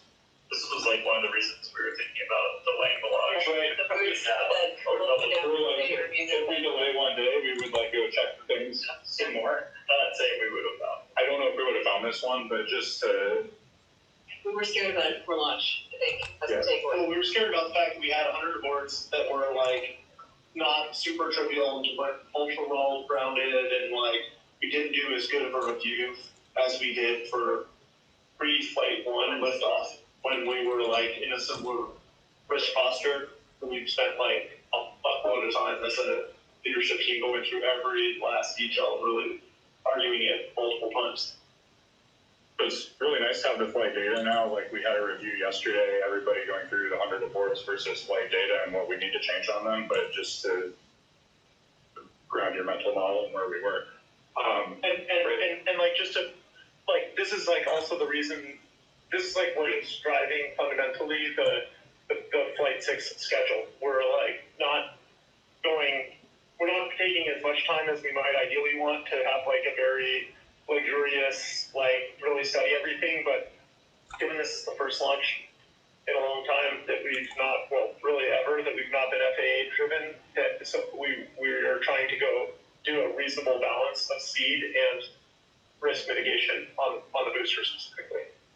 All right. Stop right there. Right at trans. Okay. That was a lot to unpack. So, if I'm reading this this quickly transcribed transcript and hearing that all that properly, they had like 100 aborts that were not super trivial, but cultural ground data that they did not review. They did not do as good of a review as they would have liked. Cultural ground data. EJ, I'm thinking about McGregor again. That's interesting. And then Go ahead. Cultural ground data could be anything, dude. It Okay, could be fair. what's going on at McGregor. It could be computer simulations. It could be It could be computer simulations. Could be ground testing. That could be anything. Got it. And then the thing I really wanted to highlight is that line about this review of these aborts that they've added because of catching a booster is what is driving the Flight 6 schedule. Those are words said in the audio. This is what's driving fundamentally the Flight 6 schedule. So there you have it. They also said it's not FAA driven because, as we know, when the license for Flight 5 dropped, they also sort of said the proposed changes that SpaceX wanted to make for Flight 6 fell within the scope of the license for Flight 5. So they are not FAA constrained, which we knew, but it's interesting to hear them say. So because they're not FAA constrained, they want to launch again very quickly, but they also want to be safe and go back and do a thorough review of all of these new aborts that they've added. Am I hearing that, reading that correctly? The exact quote, just for reference for all of this, said, you talked about driving fundamentally. Given this is the first launch in a long time that we've not, well, really ever, that we've not been FAA driven, we are trying to do a reasonable balance of speed and risk mitigation on the booster specifically. Got it. So I think that's really interesting there of, again, they are driving their own schedule at this point. And they want to go fast, and we've seen that. I mean, the fact that they static fired less than 2 weeks after they caught a booster, which they caught a booster, by the way. But that risk mitigation now, especially hearing that and what we're about to hear in the next section, really makes you wonder how much risk there still is for this upcoming flight. Right. All right. Holy cow. This is cool. This is the kind of thing that I wish we had more visibility into. Like, we got this because Elon had it on while streaming Diablo. So hooray. But this is the sort of discussion that we all know happens frequently or every day. Like, these are the meetings at SpaceX where they figure out the hard problems and solve the hard problems. And is it worth noting that this was a clip from him playing that he posted on his X account. So it's not like he accidentally had it on while live streaming that we know of. This was a video that was publicly posted on his X account, which is why we are playing the audio. He also started to react to some of the comments below it, so I bet you he knows. It's not like we are like analyzing something he doesn't want to be out of the public. I think he just was like, oh, that's kind of cool. Just want to make that clear, yeah. Yeah. I mean, it's like one of those oops, I didn't mean to kind of things. But yeah. Also, we did have a question here from Konjak asking, any comment on Joe Petzrizelka, director of Starship Launch Engineering, giving Elon a debrief of booster landing during his gaming stream? Again, not a stream.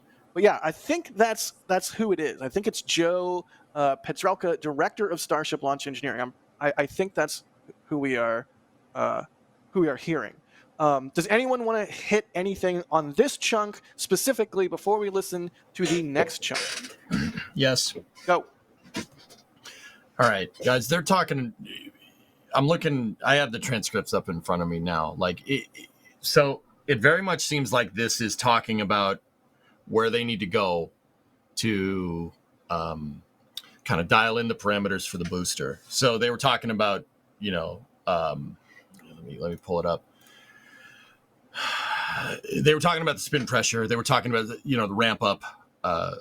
They were talking about studying everything, right? Right. Basically, so SpaceX uses a type of testing regime called rapid iterative. Basically, where you kind of make sure there's still a lot of unknowns. You carry more risk with this way of doing it, like trying to just catch a booster on the 5th flight. Like, all right, let's go, right? But see, now that they have that flight data, they can, and this is why I was talking about this a little bit earlier. Flight data is key. This is why it's key. You're hearing exactly why this data is good. You would have the telemetry, right, to tell you about the spin pressures and stuff. That's probably how they saw it. You're not going to get that from a hardware inspection, as far as I can tell, right? But you have the booster there to corroborate all the telemetry that you saw. And it looks like, based off of this successful landing, that they're looking into try and dial in parameters for the booster. Now, every rocket, when you fly it for the first time, is going to have conservative parameters, right? With temperature deltas, pressure deltas, timings. Timing, exactly. You're going to have conservative parameters. But when you use rapid, so you kind of want to be sure, like if the rocket even goes a little bit off course, you want it to correct or whatnot, right? But when you're using iterative testing like this, you keep them wide open. And this seems like honestly, this is just showing SpaceX's iterative process thus far. Like they have their parameters were very wide, and one of them almost bit them and didn't almost land the rocket. So obviously, because they weren't inside of the margins that they really wanted with getting that spin pressure regulation right, now they're going to work on that. Now they're going to dial it in, right? Which, I mean, once again, I'm pretty dang sure that's why they pulse tested that Raptor engine to get it right. But I don't know. That was the brainwave that I had a second ago. But yeah, you're seeing them dialing in the parameters so they can make sure that it's more accurate. Put margin in the, it could be pressure regulation, could be temperatures, could be pressures, whatever, right, in certain parts of the booster to ensure that thing comes back every time. You're seeing them dial it in, which is actually, this is super interesting. All right, let's listen to the next chunk. And again, this is an internal SpaceX meeting that was playing in the background while Elon played Diablo, and then he posted a video on X, the Everything app, of himself playing Diablo, where we could hear this audio. So it's just posted around 5 p.m. Eastern, so about an hour 45 minutes ago, and still is public. Nice. Yeah, I mean, there's a comment below it of like, did you just post Starship data? And he was like, yeah. So he knows. I'm sure he knew like before doing it, and if he didn't, he knew very soon after doing it. A lot of times this when next there's part like, is really interesting. No, yeah, we're gonna do it. We're gonna do it. A lot of times when there's like a leaked thing, we're not trying to show things that are leaked or proprietary data or anything like that. But this was a public post on X, so and it's still there. So I think we're in the green to talk about this stuff. I think we'd be remiss if we didn't. But let's hear the next chunk. Jack, real quick, dude. No, please, real go. Quick. The second part of that is that, they were saying, let's, like really study everything. We're not constricted by the FAA. They want to make sure that they're not just, because up until this point, it's like go fast, go fast, go fast, go fast, go fast. And the FAA is going to be, we're not going to be able to launch. So just get everything done, do it as quick as possible. Right. Right.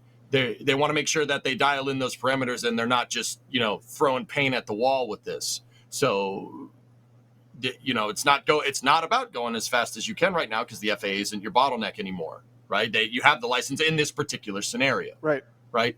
So they're talking about making sure that data gets reviewed, make sure it gets, your next data constraints for your telemetry, for your rocket, your avionics, your GNC, all that stuff. Make sure that you take your time to assess the data from this successful flight so we can make more flights successful in the future. Right. Make sure that that first catch wasn't a fluke, but is something that is effortlessly repeatable over and over and over again. And exactly. That's why this sort of information in this conversation is so fascinating, because we know these conversations happen. We know these meetings happen. There's a lot of smart people at SpaceX working their tails off on this stuff. So to get just a little bit of insight into that sort of discussion is it's invaluable. It's amazing. And so again, this data review of these aborts is what is driving the schedule for Flight 6. I think that bears repeating. But yeah, let's listen to this next part, because you're right, Sawyer. This next part is super interesting. Okay. We had right at Transonic, which is like just before engine startup, one of the chine covers ripped off, which is something we were worried about these spot weld margins on chine skin before flight. We wouldn't have predicted the exact right place, but this cover that ripped off was right on top of a bunch of the like single point failure valves that like must work during the landing burn. So thankfully none of those or the harnessing got damaged, but we ripped this chine cover off over some really critical equipment right as landing burn was starting. We have a plan to address that. There are a bunch of, like, it seems like the plume during landing burn kind of coming back. Yeah. Did you guys catch that? Yeah, I mean, basically what they're saying, like, we kind of knew that chime cover might come off. There was a bunch of critics. Yeah. We didn't know if it was going to come off right there, but turns out that specific cover had a bunch of single point failure valves underneath it. Thank goodness they worked.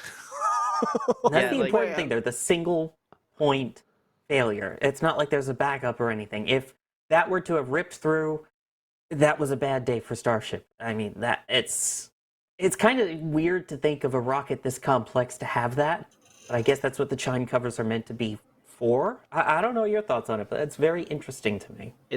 It's certainly a situation where when we always say there has to be, like, I know we said it a lot in the broadcast leading up to this, everything has to go right for them to catch this thing.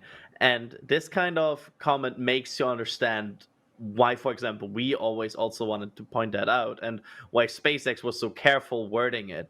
Because they had single point failures apparently all over the place here, covered up with a chine that they knew that might not work, and we're like, send it. Let's see. But yeah, it's an easy fix. Just weld it better. And they clearly they knew about it. They said they knew about it, and they have a plan to address it. So yeah, I think that's basically the audio from. Oh, it's Jake. Who's a Jake buddy? Who's your buddy? I just want to know what keyboard Musk uses. Because when I play Diablo, I kind of smash the keyboard. You can hear it like probably 2 roads down. And he had apparently his microphone recording, and also had like, it sounded like he has like the meeting just loud while he was playing Diablo. And you don't hear a keyboard. So I want to know what is he doing? It's crazy. Of course, that's your thought on it. Yeah, that was my initial impression, but I have an obsession with mechanical keyboards. So, we know what's driving Flight 6's schedule. We know that the landing burn, or the plume from the landing burn, potentially is what caused that issue with the chine. We know that could have gone way bad and was not just like, oh, it's a little scratch. Like, no, that could have been bad, but easy fix. And we know that they were a second away from telling the booster to abort and to pile drive into the ground next to the mount there. So, holy cow! That was after the chine had come off. Right. Yeah, good point. Well, yeah, that's the bulk of the audio there from. It's not a leak from that post from Elon. What post? Yeah. We generally don't do leaks here. Like, we'll talk about things, we'll speculate, but yeah, that was pretty. Hydrogen, though, we do some leaks. Yeah, that's true. Yeah, X the Oopsie app. Hey, Sawyer. Yeah. Ground umbilical carrier plate. No. Jake, help me. Protect me, Jake. Protect me from the evil man. JS Webb is asking, do you think they'll reinforce the chine covers? I mean, do we think they even need to be reinforced or just welded better? They said there was spot welds. Maybe just do some more spot welds. I don't know anything about welding. EJ? Stainless is hard to weld. It's hard to spot weld because it's hard. Like the metal's actually hard. It is a difficult task. The metal is it's tough. Stainless steel's hard to work. Even the specific type of steel they're using, if I'm not mistaken, is 304 high hardness. Like, it's stainless steel is already hard. And they're using a specifically hardened version of the stainless steel, which is nuts. The other thing is that it's really easy to get a lot of heat in stainless steel. So thermal controls on your weld are very, very important there. You can't, i.e. you can't you can MIG weld stainless, but tip and TIG welding, low heat welding applications are generally what you use for stainless. If you use like a MIG welder, you can introduce too much heat, you can warp it, if you don't, and I mean, under proper purging conditions, the stainless steel can actually crystallize depending on what type of stainless steel you're using. I mean, Jack, I was just going back to, I was deep in thought about this. I was just thinking, like, I see a lot of people saying, like, well, single fault redundancy is bad. Single fault redundancy is bad. Okay, so first of all, what do those valves do in the chines? We were talking about pneumatic spin start on Raptors in the first part of the conversation, right? The chines on Super Heavy have COPVs in them. They're composite overwrap pressure vessels. They're basically like a very fancy propane tank that's Think of a scuba tank. Wrapped in carbon fiber. It's a metal tank with, the tripod's firing. Yeah. Yep. Yes, it is. Yeah. There you go. I see it. Come on, start and stop. Let's go. Yeah. Start and stop. Start and stop. Do it again. Come on. Do it again. No. If you have two types of COPVs that are carrying two different commodities in those chines. You have one that's for the CO2 suppression system, which you saw work and kind of snuff out the flames right when the booster was caught. They caught a booster, by the way. They caught a booster? They did. And then you have the other one, which is the nitrogen that's used to spin start the Raptors.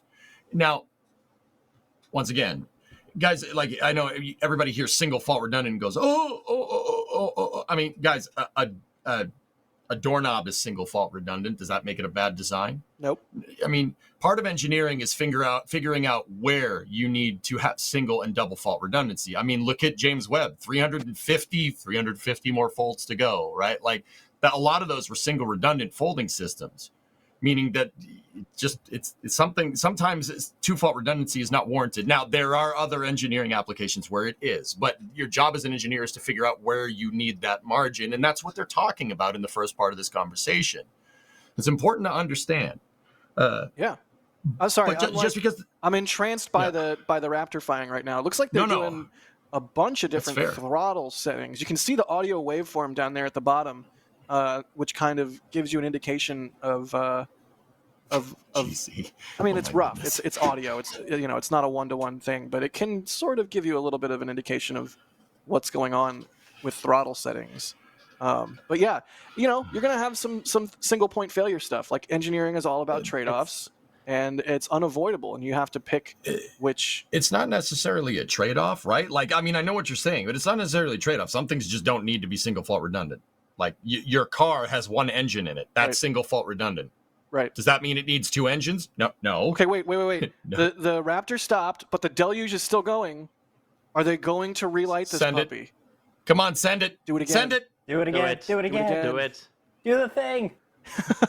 Sorry, Adrian, were you about to say something? No, I'm just saying do it. Do it. The flame trench. He said the thing. The water's still on. Said the thing. Come on, SpaceX. Do it. Do it. Do it. I bet you won't. Coward if you don't do it. Come on, do something. Are you just letting the deluge run? Whee! I wonder if they have like a water tank or if it's just connected up to like the water main there in McGregor, Texas. Like, at what point do they run out of water? Yes. When their water tank is empty. Well, that's what I'm saying. I don't remember if they're hooked up to the main lines there. I've been there. I just can't remember off the top of my head. It's like everybody in McGregor, if they're taking a shower, oh boo, it went off. Boo. Boo. Yeah. Oh, well. Boo. Still, super cool tripod firing, and we'll keep our eyes on McGregor Live to see if they fire that thing back up again. But yeah, I don't know. What do we want to talk about Starship wise? We can go down the list of recent events. Booster 13. Like it's kind of crazy. Like we are talking about Starship. Should we address the fact that they have static fired the next booster for the next flight, like a week and a half after flight? Yeah, or 2 weeks after flight. No, it's insane. It's crazy insane. And not only that, but we know based on that audio from that post that they're not hardware readiness constrained.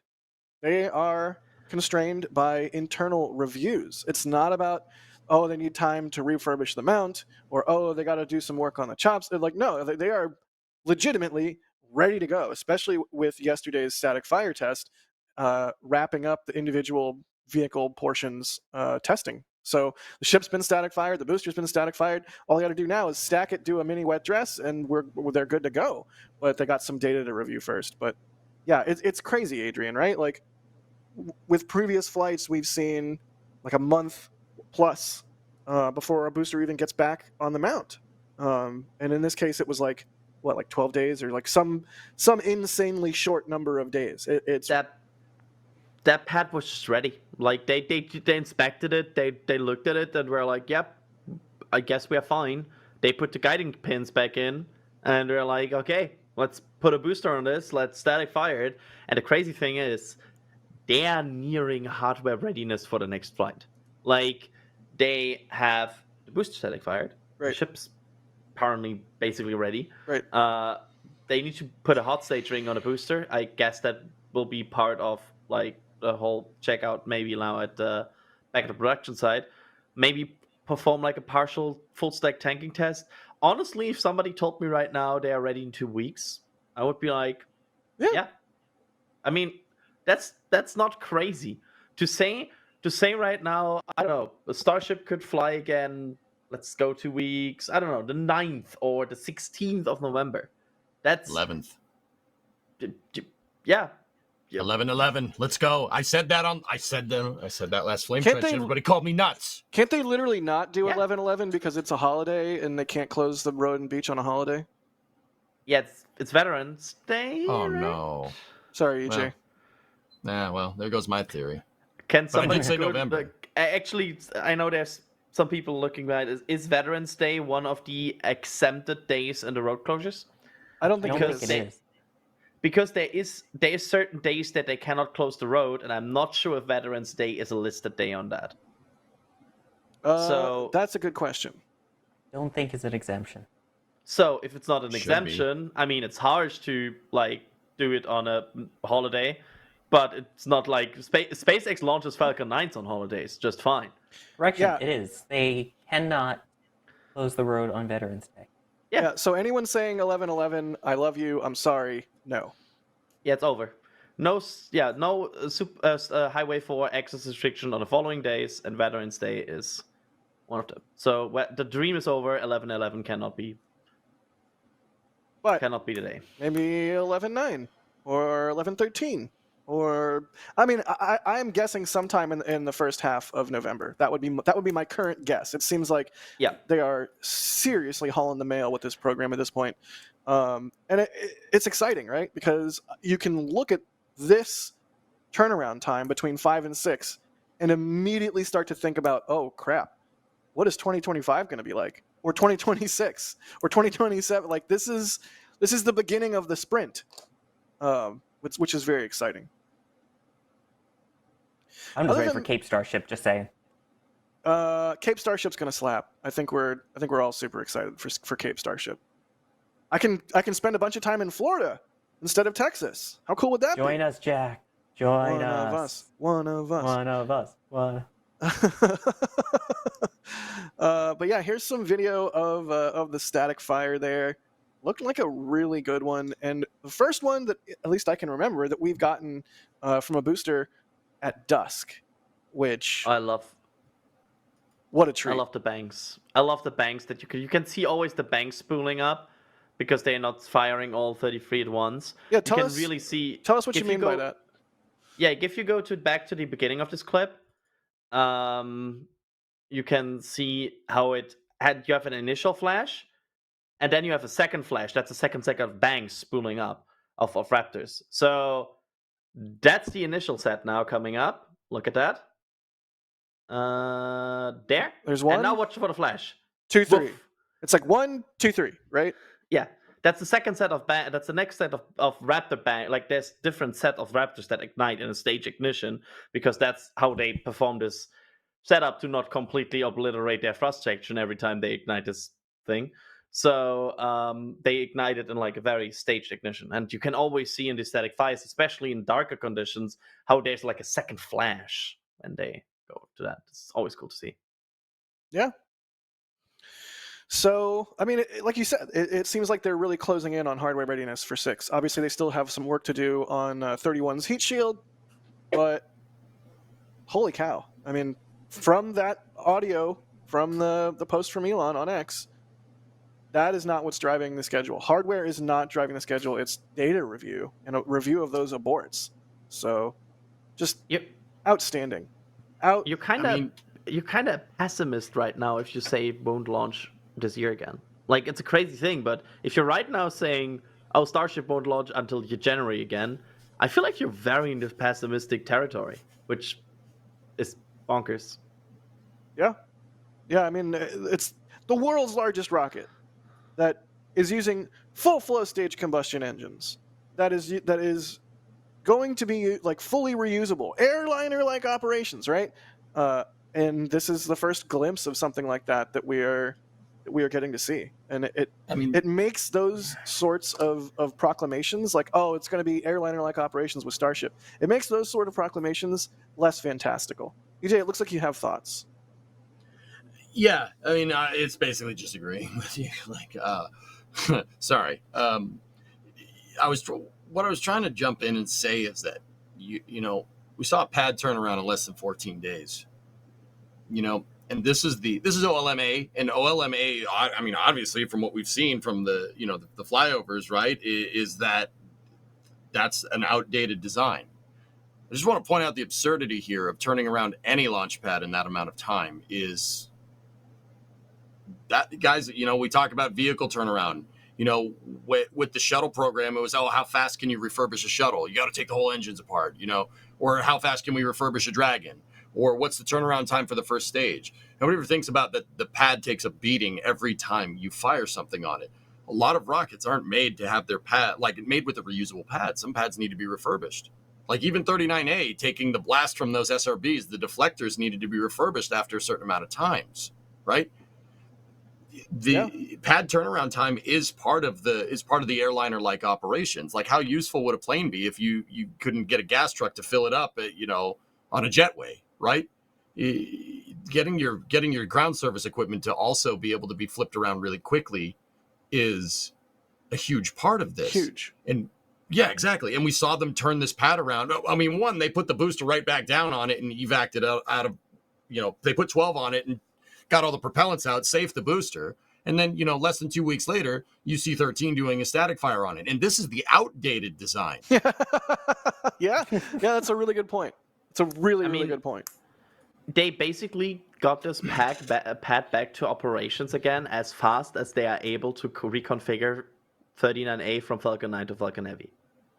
That's crazy, man. Wow. That's the kind of time frame we are talking about. That's if they go from Falcon 9 to Falcon Heavy, they need a bit of time, right? And that was the time they needed for the biggest rocket of all time to be on that pad again and static fire again. That's unbelievable. 2 weeks. It's crazy. 2 weeks. And yeah, in terms of the force of it, Chris B reminded me, I was trying to remember what mission number it was, but I mean, STS-124 kind of destroyed the flame trench. He said the thing. He said the thing!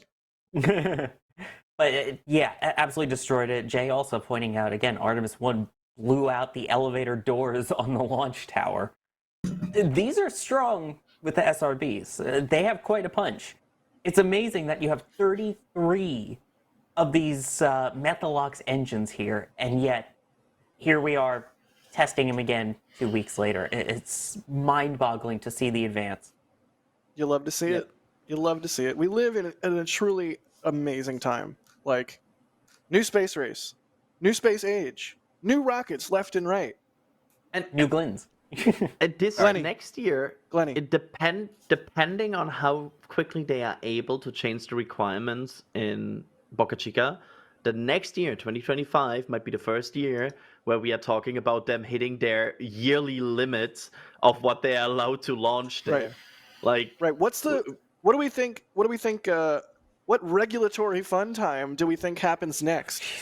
Is it going to be the regulatory fun time for a ship catch, or the regulatory fun time for expanding the number of launches possible from Boca Chica? How about Orbit? Yeah, I agree with him.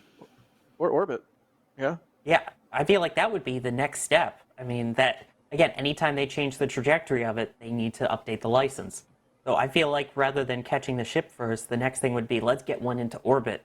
And I think that's going to be the next regulatory holdup, although we'll see how long that actually is. I don't think the ship will be a huge holdup, by the way. Just here's my unpopular opinion, but I think a ship catch, the thing is, you're always talking about will it expand the scope? Will it expand the scope of what is already covered in the environmental assessment? So you basically look at is this everything we have looked at so far, is this crazier to something? Is this making something even more dangerous, even more stressful for certain things? So you're saying the ship's smaller than the booster, so it's not more dangerous? Yeah, the ship is smaller than the booster. Is the ship more dangerous to catch than the booster? For like, will it have a higher impact radius? Will it have a higher exclusion zone? Probably not. So I don't think the ship catch will be a big deal. I think the booster was the biggest deal. Yeah, I think you're right. That's so crazy to think about, because it also makes me think that the ship catch is going to be like, easy. I mean, we already know they can do the flip and burn just fine. They've done it a bunch of times, not only on the low altitude flight tests, but on Starship flights as well, the full stack flights. So I'm not worried about the flip and burn. Yeah, I feel like ship catch, when they try the first one, no problem. I don't know. But I have to point out, Michael Bertoli, I saw posted it in chat, but it's a good point, is the fact that this will have to re-enter not over the Gulf, but over land, over basically a giant part of Texas. So you've got the sonic booms to worry about with that, and the potential for a disaster happening over populated areas. Yeah. It's really going to be interesting to see that trajectory. Like, how will they angle the dog leg or what? Because I bet you their first one will be a weird, like, maybe almost overshooting and then using cross range, and like, I bet you there's going to be some crazy thing, because that ship should have a very big amount of cross range. Like, once it's in a belly flop, I could see them like, because at some point you're basically out of horizontal velocity, and then you're gonna just straight pitch down it to do cross range craziness. So I'm really gonna be curious because they will use the trajectory of least problems. Like, they will use the safest possible trajectory for the first ship catch, and that's gonna be an interesting one. I wonder if they end up doing something like, almost like a boost back. Like, they null out their velocity in orbit over the Gulf and then keep burning a little bit more. So that way they're coming at the pad from over the Gulf versus over Brownsville. I don't know. It's probably prohibitively costly in a Delta V sense, but who knows? I mean, they can just invert it. Like, it's possible to invert orbits, right? Like, it's costful, but if you have enough Delta V, you can invert orbits, right? And fly different direction.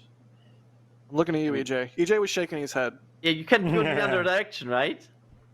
Yeah, of course. Why do you need to do that? It flies through the air. You can just turn around. Because then you're coming in from the ocean instead of from the land for the catch. Okay. Test. Yeah. Okay. I see what you're saying. I mean, Adrian, you're not gonna need a lot of Delta V to do something like that. The reason why is when a ship re-enters, it's like we were talking about with Dragon, with Crew 8 a second ago. Something like Starship, believe it or not, is going to fly a re-entry profile not that far off from the space shuttle. You're going to try to maximize the amount of time you spend up there. You're going to try to fly on as shallow trajectory as you possibly can. That lowers your overall peak heating, but your period of heating is a lot longer. So, okay, taking that into account, right, you could get this thing basically to the point where it stalls out over the Gulf of Mexico, because it's up there for a long period of time. And once again, just like the shuttle, it's going to fall like a brick. Right. And the shuttle had to go around and do helixes to get to the heading alignment. I mean, sorry, you know this, right? Yeah, I mean, sometimes heading alignment circle. Right? The shuttle can do that. Starship could do that too. I don't see why not. But if you guys cast your mind back to SN15, SN8, those early tests, they did send that thing a little ways out over the water. And then there's actually one of, and Kevin, I know Kevin and Jay are going to kill me. There's a video of Starship, like when it's up there kind of hovering and then it stops, it kind of goes backwards a little bit through its own plume and then falls down. Yep. I don't see any reason why you couldn't do that with the Starship coming back from reentry.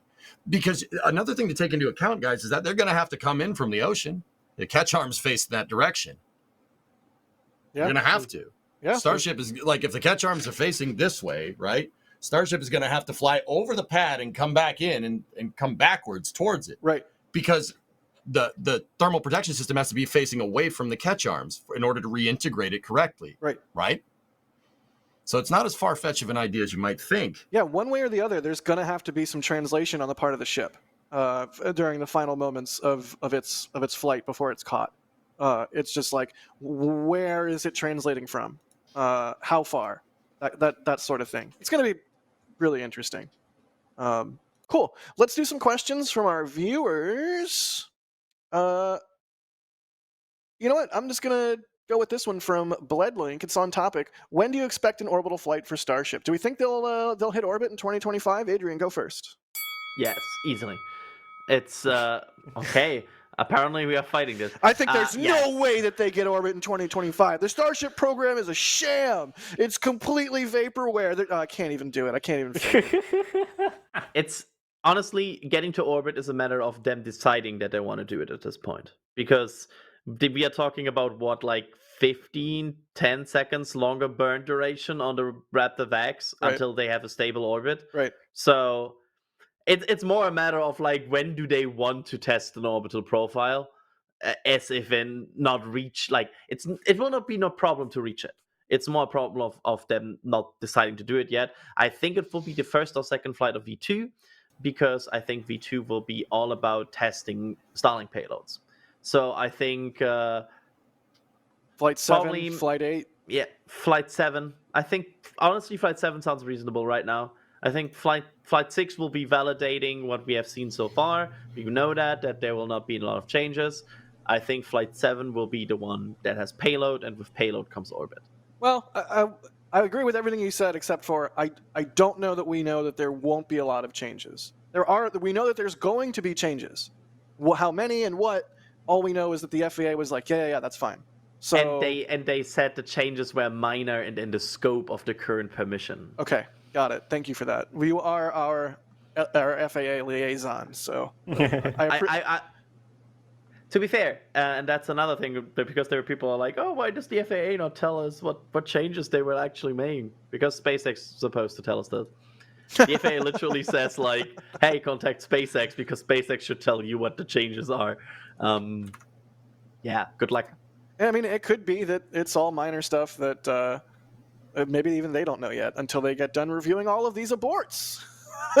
100 of them. Yeah. Right? And just to clarify, I'm not talking about there will be no changes on the vehicle. There will obviously be major improvements, software, hardware. I'm talking about the scope of the regulatory, which is mostly stuff like trajectory and safety critical systems. Right. So that will be less changes in these. EJ, what do you think? Orbit in 2025? Or if not, when? Yeah, of course. I mean, barring some crazy, like happenstance or something. Yeah, of course. I think they're gonna hit. I think they're gonna get into orbit in like February. Yeah, possible. Yeah, I mean, yeah. Actually, Jay has that video teed up that I was telling you guys about with Starship RE kind of like flying backwards through its own plume. Check this out. So like you see, they're leaning it out, like it's leaning out to over the water. I think and then at that point it's actually translating. See what I'm talking about? So it's gonna have to go out over the Gulf if it's going to get caught, right? I mean, keep in mind, I think that was which one did I link? I think 10. That was SN10. That was 10. Yeah. 10. Yeah, you see it fly backwards, and then it kind of I mean, it's kind of leveling out. Like if you're looking at this picture that we have right there, the launch site is screen right, stage left. So it's definitely tilted its nose down a little bit forward, and it's translating backwards. It's translating towards me and Sawyer, which, yeah, I mean, it's got to go out over the Gulf. And yeah, I mean, in regards to this, like, sorry, it was a little late. I wanted to show everybody because, I mean, let's be real. This was awesome. It was no, that's honestly, that's cool. Exactly what I'm thinking right now in my head is I can't believe they did this, and I can't believe I got to see and photograph it and stream it live. Right. Like, what a cool machine. I mean, I know I'm out here every single day covering Starship. I know we talk about Starship nonstop, but look at this. I cannot wait until we see a full, like, actual V2 Starship coming in hot like this. It is the coolest thing. It's so massive. It looks like it's not even moving. It's just lazily falling down to the sky at terminal velocity. Like, oh, so cool. Anyways, please continue. Which is why, if you're not, you should subscribe to NASA Spaceflight. Thumbs up so more people know about it. Get the notification bell so you know when we go live. What else do YouTubers say? All that stuff. I mean, you joke, but it's true. It does help the channel. It is completely free, so please. Wait a minute, guys. You're telling me we only have 100 likes? There's like 3,000 people watching the stream. Do us the solid. Hit that. That actually super helps us. It's free. You know? It's free and it helps. It is free. Yes, sub for free. Please, the algorithm gods. Yes, exactly. Oh, exactly. The algorithm. Look at the launch site. All they had is the legs for Mount A. Like, look at that. You know, you all see this and go bonkers about the past flights. You know what I see? A current format idea for the, like, because I'm right now thinking about, like, fun things to do on the Flame Trench between the years, kind of. Like, somewhere in the off zone, like, somewhere after Christmas, maybe, like, 2 or 3 shows. And what if we do a Guess the Steel Tank? Like, we have sections of old starships, and you're like, okay, that was SN9, or that was SN10, or that was Test Tank SN. That would be fun. I like that. Can't wait. Sawyer, I don't think you got to answer. What do you think? Orbit 2025? Yeah, the question is whether it's going to be V1 or V2. 2, for sure. Yeah, I mean, I wouldn't be surprised if the first V2 flight goes for orbit. Because they're already making the crazy license changes then for all of the upgrades to the vehicles. So while you're already trying to get, that extra regulatory stuff, why not throw in for orbit? I mean, SpaceX has even said that after this next flight, there's a good chance that the pace will slow down a bit. And I think that's part of the reason why, is getting ready for that next step. Yeah, fair. Starship Updates is asking, when first booster reflight? I think next year. Tell us. It's in your name. Give us an update. Why are you asking us? No. What do you think, Adrian? Next year. I think next year for sure. I remain of my opinion it will be the third booster that will be caught. I think the third booster that will be caught will be the first that reflies. I think the second one will be like static fired again, and like maybe they will go a bit deeper, but something might come up. I think the third one will be really one that they will refly. See, like, all bets are off the table, Adrian, because like I normally agree with you, right? Because that seems like the careful and considered approach, right? But then again, they just caught the booster, and then like that just absolute torture test from the Raptor engine. Like, I can't help but think, like, in the back of my mind, like, is there anything these guys can't do? Like, clearly traditional aerospace is like completely out the window here, right? Yep. Like, maybe it's the first one. Like, dude, I don't know. If we saw 12 fly, I think I'd blow a gasket. I think it's not limited by their craziness, because I think if they're crazy enough, they would do it already with this vehicle. I think they totally could prepare this and refly. I think it's limited by the rapid iteration that still happens on the program. Yeah. So they kind of don't want to waste a flight for an older vehicle. For example, the old outdated booster right now, they for now want to move forward. They want to improve like the current design they have. It's for a reflight of hardware, you kind of need to get to a stabler hardware point where you actually want to refly your hardware. And that's, I think, the limitation. I don't think they couldn't do it, because At this point, I will not bet against SpaceX. They're crazy. Yeah, I think that's a really good point. Ridiculous. Like the hardware that we see roll out to the launch pad, SpaceX is iterating its designs with Starship so fast that why are we zooming in on the outdated Ship 26? SpaceX is iterating so fast that by the time something makes it out to the pad, it's already obsolete and out of date, just like Ship 26, which is really, completely Jay? worthless. They removed our camera. There we go. Okay. They removed our cameras to show Ship 26 full screen. Thank you so much. Also, bird attack apparently. I'd rather watch the birds. Yeah, I think. Gary. I mean, honestly, that's another prediction I will make here. I'm sure we all probably are very aligned on that. At least I would assume. There will be not a single vehicle that uses Raptor 2 that will be reused. They are already starting to pursue this next generation of engines. Why would they slow down while the vehicles don't have them yet? Yeah, I think you're right. Did Sawyer? Oh, I see Sawyer, I see there's doubt. Do you think there will be a V2 reflight? Wait, hold on. Yeah. Before you answer, can I just...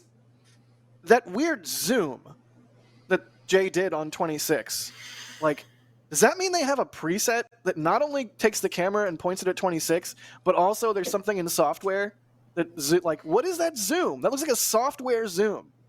Also, I stand corrected. That was not Jay that does that zoom. That is Kevin Michael Reed zooming. I was going to say. Jay wouldn't do that to us. Yeah, Jay's too good. But yeah, I don't know. Let's go around the horn. When first booster reflight? Sawyer? What do you think? I think it's going to have V2s on it. I'll be honest. Why wait to go down the road? Sure, you get better performance and stuff and fewer moving parts with the Raptor 3s, but why wait that long? If you've got the confidence in it, if you've got enough flights under your belt, and you have the V2s up and running, why are you going to wait another year or so until everything is fitted with the Raptor 3s? As soon as you get that confidence, I could see them launching mid to late next year with the V2s on one of those boosters a second time. Yeah. Possible. I think mid to late next year they will have V3 on boosters. Maybe that's my crazy prediction, but I think on flight 8 or 9 they will have full V3. Yeah, I would probably agree with that. EJ, what do you think, my guy?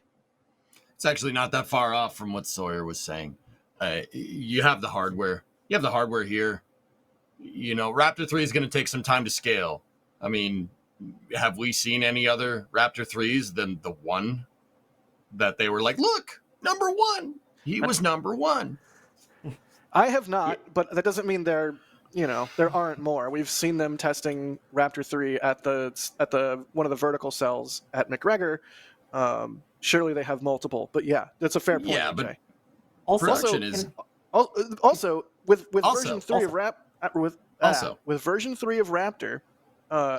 If they do refly version 2s of Raptor, then they will get precious data that they can use to inform Raptor version 3. So that is like a sort Data's of king, man. A check mark in that column. Like you said, you have the hardware, fly it, get the data, use that to inform Raptor 3 before you're already tooled up and solidified on the design of Raptor 3, assuming they're not already those things. Also, Jake, can I just point out really quick? Think back to Falcon 9's landings. What version of Falcon 9 did the first landing? I believe it was a 1.2. It's a full thrust. 1.2 full thrust. It was the first launch of the full thrust. Yeah. Stop doing 26. Nobody likes 26. And now even with the blur to isolate it. Wow. But genuinely though, the evolution of Falcon 9 from that first landing one, they had just evolved from the honeycomb square bottom versus the rounded version they use now for the 9 engines. It was still painted all white. The thing was bulky. It was stubby, basically. It was stubby Falcon. And they landed with that. And they learned from that for the iterations all the way up to the current Block 5. Yeah. I think there will be a point where we say, oh, I wonder how many Raptor 3s they have, and will they even be able to scale it up? And then Raptor 3 number 107 or so rolls by in Boca Chica, right. And we are like, huh? Yeah, 100% agree with that. What do you mean triple digits? I mean, that happened before, where we are like, like where they suddenly we jumped like 100 digits at some point out of nowhere. It was like with Raptor 2, we're like, oh yeah, they have like 60, 70, 168, huh? Yeah. It's tricky because we used to be able to see Raptors get delivered in Boca Chica, and you could see the memes on them. Yes, they put memes directly on Raptors. It was amazing. Still do. But now they're kind of delivered off Remedios over by the shipping and receiving tent. There's not really a good way to get lens on them. So the only time that we can see Raptors are while they are transiting from where they're stored, which is like a little annex building next to Mega Bay 1. At least that's one place where they are, to a bay for installation on a vehicle. And really, that only means Mega Bay 2. Because that annex is right off of Mega Bay 1, and they can just move the Raptors from the annex straight into the bay through a little door, and so we never even see them until the booster rolls out. So hopefully, when version 3 of Raptor is in Starbase, we do get some eyes on it. But it could be a while. They could have a bunch there already. Who knows? Flawed Perspective is asking, how will the new flap design... how about the new flap design and why that will mitigate the burn through? So that the version 2 of Starship, which we're talking about a lot, we're also talking about version 2 of Raptor. So sorry if you're getting confused about what version of what thing. But yeah, version 2 of Starship has relocated the forward flaps to sort of move them out of the plasma flow a little bit further leeward on the vehicle. And hopefully will mean that those flap hinges, that critical flap hinge, will suffer less of a burn through. I'm not sure what Flawed Perspective wanted us to ramble on about here, but yes, hopefully they do in fact do that. What's flawed on about? Sorry, I was reading something. Burn through. No, you're good. The burn through on the flaps and version 2's change in placement. Yeah, they'll figure it out. I got the model for this. I got the model. I love wild speculation time with EJ, and I love like model demonstration time with EJ, whatever you want to call it. So let's go. Let's do this. Full screen EJ. Sam. All right, cool. I'm good. So check this out. This is a Starship model. This is the older model. See how, and this is what Jack was talking about. You see how the flaps are 180 degrees off from each other? Well, on the newer versions, they're up here. Now they're clocked at about 140 degrees apart. Now, why? How's that going to fix the burn through? Tiles are out of the plasma flow.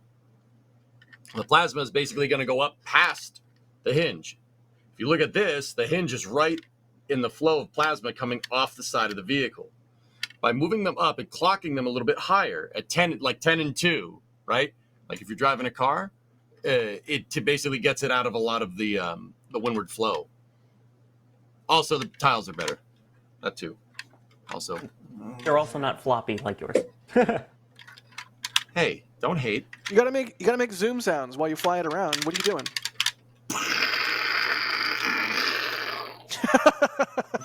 LSR, I'm sure, is already having a field day with this. Yeah, that's so getting clipped.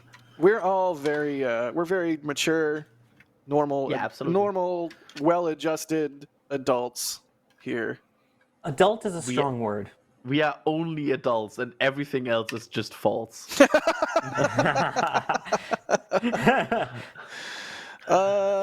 Cool. The buzzer. No, I was right, Kevin. Kevin, don't agree. Is that Kevin or Jay? I'm not sure. They're like merging into one person that I tried to attack. wait. Is it Kevin? Or is it Jay? It's Jay. It's Jay. It's Jay. I'm so Jay is the conductor. Amused. Yeah, again, about that whole adults thing. Eric Bueller. Bueller. What are you doing? Bueller. Just Bueller. Hashtag save Ferris. Hashtag save Ferris, man. Oh. I actually got into an elevator once with Ben Stein, and it was weird hearing his voice in real life sounding like from on TV. Just saying. New Sawyer Flex unlocked. What? Oh, so you just meet actors now too? Yeah, Is that it's how just this a thing you works? do. This was when I used to be a professional actor when I was a child, by the way. This was at the Rainbow Room at NBC in New York City. That's a flex. That's a flex. That's a huge flex. I've never been in the Rainbow Room at NBC. But it's weird hearing him come out and go, hello. Oh my gosh, that's him. Oh, good deal. Eric Bueller is asking, how do you all think SpaceX will eliminate the hot stage ring? Also, Eric, I'm sorry. I'm sure you get that joke a lot with your last name. I apologize, but it was right there. I couldn't do it. Also, it was fun to watch Adrian not understand what was going on. But what do we think SpaceX will do to eliminate the old hot stage ring there? I don't think they will eliminate it, but I think at some point it'll be integrated into the booster. Yeah, I don't know. Sawyer, you're nodding. Do you agree? That's what I think they're going to have to do eventually, is just meld it into the design. I know right now, obviously, the concern is, hey, it's, it gets some burn to it. It definitely seems toasty, especially if you just look at even the top of Booster 12 after recovering it. So I'm sure they'll have some kind of coating or something on it like they do for Falcon 9, where it can withstand all those re-entry heating and being blasted by 6, potentially up to 9 Merlin engines on the ship. Raptor. So I think it's going to have to be integrated. Or Raptors, sorry. No worries. They're all available in the engine collection at shop.nasaspaceflight.com. They're all the same. Sawyer, is Adrian like sending you like $5 every time? Like, how did This is not me. This is not me. This is not me. EJ? This is not me. Any thoughts on the old HSR there? Yeah, they'll just find a way to integrate it into their current forward skirt. Because, okay, so think about it. The thing's going to still have to be removable. You're going to have to get at the grid fin actuators and stuff, maybe for maintenance, if not for anything, right? So, hot staging ring integration is going to have to be something that you can take off, right? It's going to have to be something like that. Now, maybe not something you jettison during flight, obviously, right? But there's a bunch of components under there. You're going to have some type of hatch to get stuff in there, you get people in there. So, I don't know, maybe a door, but who knows?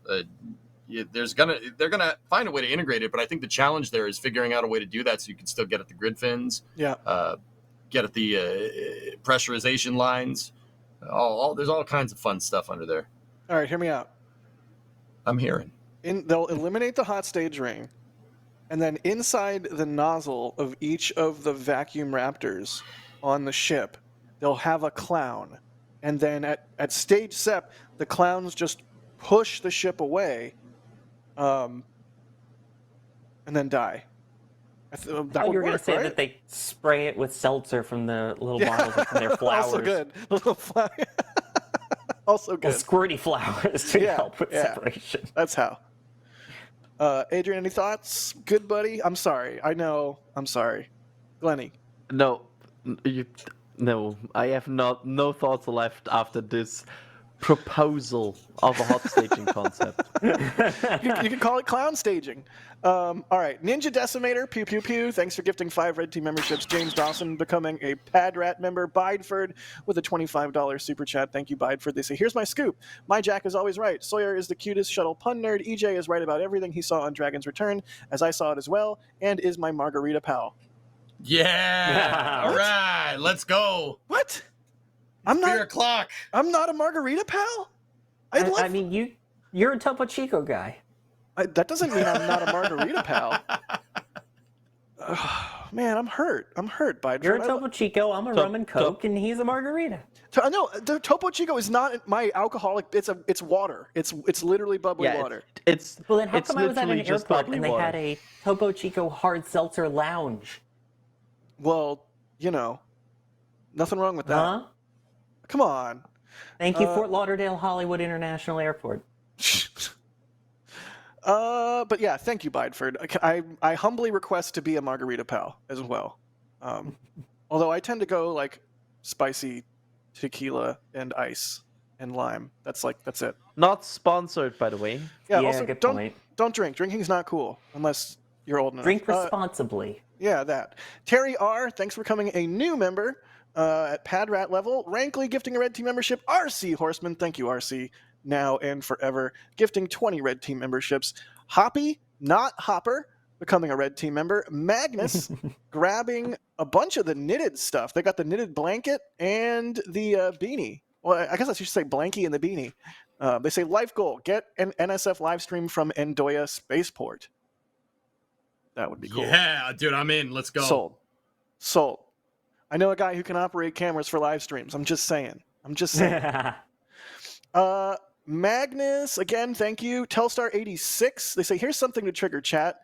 If we're talking about what's better, Ship 26 better than Hopper. No, I'm not serious. Ship 26 is cursed. Thank God you're not serious, Telstar86.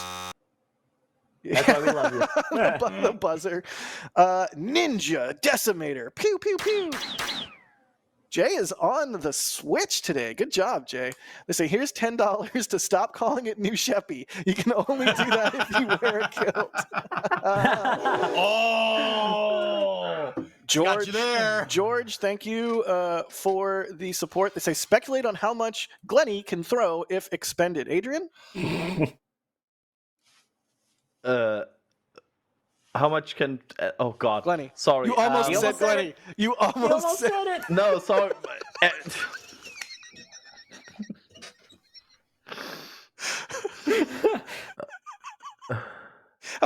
Just say a number, Adrian, and we'll move on. I'm sorry. I actually don't have any good idea because the payload numbers of New Glenn are super outdated, and they never properly updated them. Hard to say. I think the last number for New Glenn was 45 tons to Leo. That's right. Yeah. So I wish we got like further updated numbers because there's a ton of outdated numbers on New Glenn. I really hope once we get like a press kit for the first launch, that will be really like okay, let's refresh Wikipedia. Right. It's like let's just update everything. Probably like in this ballpark of 50 tons, somewhere there. That's my prediction. Eric Frazier, thanks for this super chat. They say Eric has discontinued Capcom in protest of Glenny. Sean M, thank you for the support. They say Barbarians on Mars D&D live stream with Adrian. Oh my God, Adrian, we need to play D&D. An NSF D&D campaign. Oh my gosh, fire, so fire. I mean, I literally have my self-built dice tower right next to me. I remember when you were building that. That thing rules. Yeah. Can we play Risk instead? Wait, Ship what? 26 going to be a villain that we have to fight? That would be amazing. I love the sound effects. This question or this super chat just makes me wonder, like, what character would everybody play? I always play a stupid character by design. That way, I can just go me smash, me smash things, and I don't have to like actually be smart about how I play D&D. I just go smash things. But yeah, I wonder what kind of character Das would roll. Or EJ, Imagine what kind of the community made us character cards. Oh God, they would make my character in a kilt. Oh, that would be Of course so cursed. they would. That would be so cursed. I'm in. Let's do this. I'm also in. Astro Joe, they say boycott Capcom until Glenny goes away. Ninja Decimator, pew pew pew, says no Capcom if Glenny is a thing. Wow, you guys really love Glenny. Wow. I'll be sure to keep calling it Glenny. You're getting a mass protest. We love our in Capcom here. members in Discord. We do love our Watch Capcom chat go on a strike. For real, we love you, members. I will apologize profusely in the post-show, which you have access to if you're Capcom and above. I mean, if you don't want the pre-show and the post-show, or the tank farm and the combustion byproducts, as I like to call them, then I guess you don't want it. Telstar86, thank you for the support. They say subscribe to NSF Plus to see Jack in a kilt. No, that does not exist. Does not exist. Steve Kalovic, thanks for gifting 5 red team members, and also for the super chat telling me I can be your margarita buddy. Also asking if Alex calls me hack, which he does not, but EJ does, so that's okay. Don't call me yak. Yeah, right. Jonathan, grabbing. Oh wait, what? I was gonna say it is not yak. It is yak or lantern for the next week. Yeah. Yeah, I like it. I'm into it. Are we having? I'm orange. I'll paint my. Are we doing some? I'll paint my face orange. I'll be a jack-o'-lantern for Halloween, and all I'll say for the entire day is I'm orange, and then no one will enjoy being around me. No, I would. I'm here for it. I'd be down Please for do that. It's the spooky special NSF. Sorry, the Flame Trench. I almost said the old name. We are doing an Ares 1 special. Yeah, that is horrifying. I mean, the next Flame Trench is November 1st, so nice. So what you're saying is I should go real hard on Halloween night. Basically, we stream from the 31st to November 1st, and on November 1st we start to blast Christmas songs. No. Order Christmas sweaters. Don't blast Christmas songs yet. I just saw a Christmas commercial on TV. It's too soon. I have All I Want for Christmas Is You in my playlist all year long. Oh. I thought we were friends. You big softy. Wait, you have that all year? Oh. And Last Christmas is also my year-long playlist. Thank you, Jay. Thank you, Jay. Yes. Yes. Brilliant. Jonathan, thanks for grabbing the knitted blanket and an NSF hat. They say, shout out to Mark for having his photo reposted by Elon. I assume they're talking about Max because, as we all know, Max's new name is Mark. Oh, hi, Mark. Mark. As we all know. As we all know. Hey, you. No? All right. What? Are you doing the room over there? No. Okay. I missed it. I'm sorry. I blew it. Anyway, all right, it's weird now. I'm going to stop. All right. Anonymous grabbing some stuff from the store. They say, don't worry, I checked the delivery address. Happy crispy noises. Crispy will be so happy. He literally will. That's the best part. Nibbles, thank you for the support. They say, are we still making a plan to shave Alex's head so he's bald like myself, Jack and Ship 26? We try. We'll see what we can do. No promises. Astro Knucklehead, thank you for the support. They say, KMR and I can produce the greatest Super Bowl commercial ever. February 9th, Ship 26 with a huge Coors silver bullet logo, P2P, that's point to point, to Golden, Colorado. That would be sick. Would the Coors logo turn blue when they put cryopropellant on there? Genius. I'm just saying. On the world. I'm just saying. Join in. Caleb Crow, thank you for the super chat. They say, just make the grid fins the hot stage ring. Huh? Moldy Space, I think you might have a new Kerbal, a cursed Kerbal challenge. All right, well, I think we'll wrap things up here with a comment from someone named D-Pod Dolphin Productions. I don't know why anyone would make that their screen name online, especially not if they were like, I don't know, say really into maps. But they said, Ship 26 bad, Ship 26 bad, Ship 26 bad, Ship 26 bad, Ship 26 bad, Ship 26 bad, Ship 26 bad, Ship 26 bad, Ship 26 bad, Ship 26 bad, Ship 26 bad. It goes Jay's on. just like, I'm sorry. Oh no. I'm sorry. It's God. We need some Ship 26 love in the chat. Aren't you busy? No. I'm not busy doing anything, and somehow, even though I'm not operating today, I ended up operating. So, well, parts of the stream. Classic NSF. Yeah. You're like, I'm going to take a day off. I haven't had a day off in months. And then you take a day off, and what do? You do NSF stuff because freaking cursed. We need to delete this song. All we did, though, was zoom in on Ship 26 and then blur everything except Ship 26 on that zoom. That would be good. That's what I was also not supposed to be on commentary today, by the way. Just I joined the Kevin dialogue. Yeah, classic. I'm gonna hop on for the China part, and here we are. Classic NSF. No. Unzoom. De-zoom. All right. Doff the zoom. Oh man.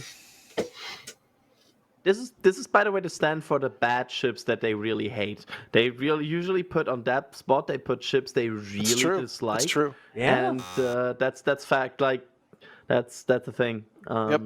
Everyone knows that. That we are doing.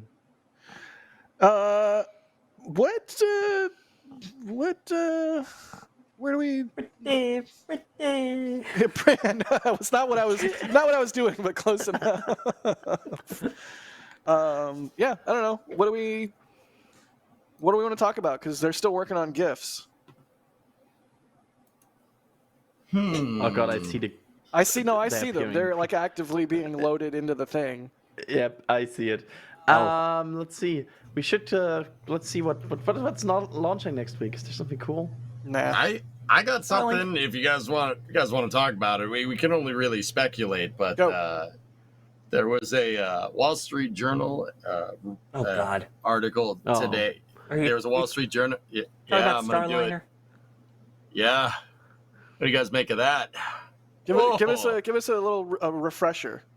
I totally know what you're talking about, but like for viewers that might not know what you're talking about, like what's the scoop?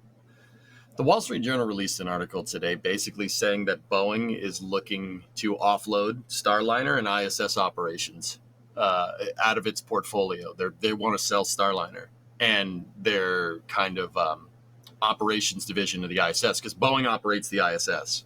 Not a lot of people know that. Now, once again, I wouldn't pay it much mind, guys. Like, we're all spaceflight nutcases here. You know that sometimes stuff gets lost in translation to the kind of, more not spaceflight-centric media outlets out there, right? But also, in Boeing's Q3 earnings report, they also had they allocated about $250 million to potential termination of contracts for Starliner suppliers in the future. So, if the news article comes out, I'd be like, meh.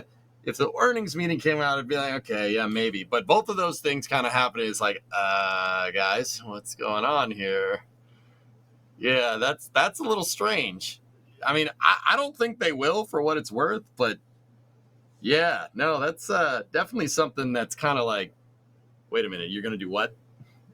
Because the new CEO of Boeing, Kelly Ortberg, was basically saying, like, we have to cut not profitable stuff. And, I mean, we need to cut not profitable stuff, and I'll just leave it at that. They cut door plugs. That's not profitable. Sawyer, watch out. I think I see a red dot on your forehead. No, that's just the ULA sniper. Oof. Yeah, I don't know. I don't have any takes on that. It's crazy, huh? Crazy is certainly a word for it. We were trying to think, like, over on my chat, like who would want to buy that? Blue? Like Blue, maybe? Yeah. See, that's what pops into your head. Like Blue, maybe? Why? Maybe. We've got New Shepard. Why would they want to get into Crew Capsule? Another capsule game? Because New Shepard's capsule presumably is optimized for the suborbital hop, like tourism kind of thing, and not like something you could directly translate into an orbital craft. I don't know if that's the case, but that's my guess. I have no idea. I don't see them getting into the orbital game though for crew. I mean, if they wanted to, they would have made a crew variant, I feel like, already, or had planned for one for New Shepard or for New Glenn, and there is no plan for one for New Glenn right now. That we know of. I mean, there's no way they're going to build a space station and then not ferry passengers to and from the space station. That would be bonkies, right? What are they going to pay SpaceX to dock a Dragon at Orbital Reef or whatever? No way. I wouldn't be surprised. And again, you've got Dream Chaser, which is working on a crew variant down the line. Yeah. Mm-hmm. Okay, wait. I'm being told in the back channel. Oh God. There was a requested video? I'm guessing by EJ. Oh God. What's the video? Oh, we're doing it. Because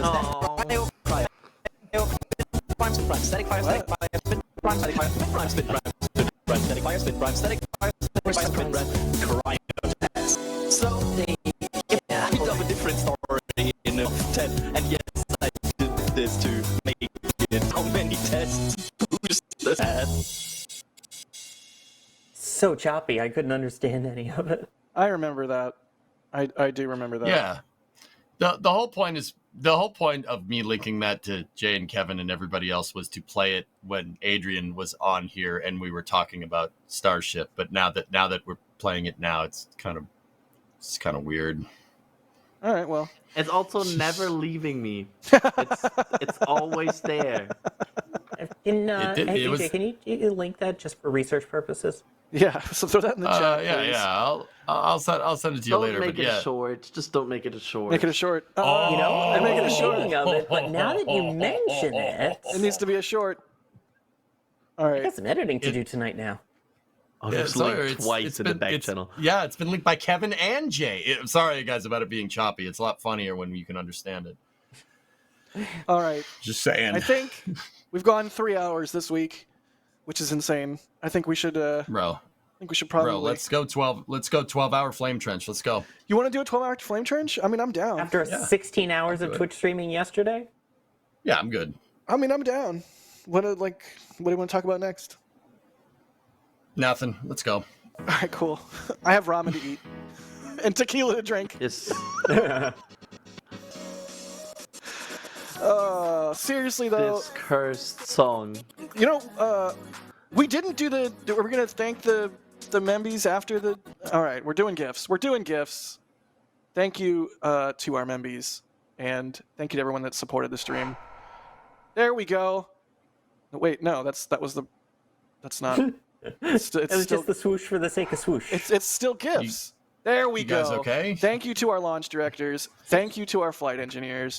Thank you to everybody who supports what we do, but especially to those two groups of people because those are the two higher levels of support. So, thank you. We have the coolest dang job ever, and the only reason we do is because of y'all. So, once again, if you can't support us monetarily, don't sweat it. Just hit the like button, subscribe, tell your friends about us. It doesn't have to be a monetary thing because the amazing people in these two lists under launch director and flight engineer are pulling the weight for everybody. So do not fret. Thank you again to launch directors. Thank you again to flight engineers.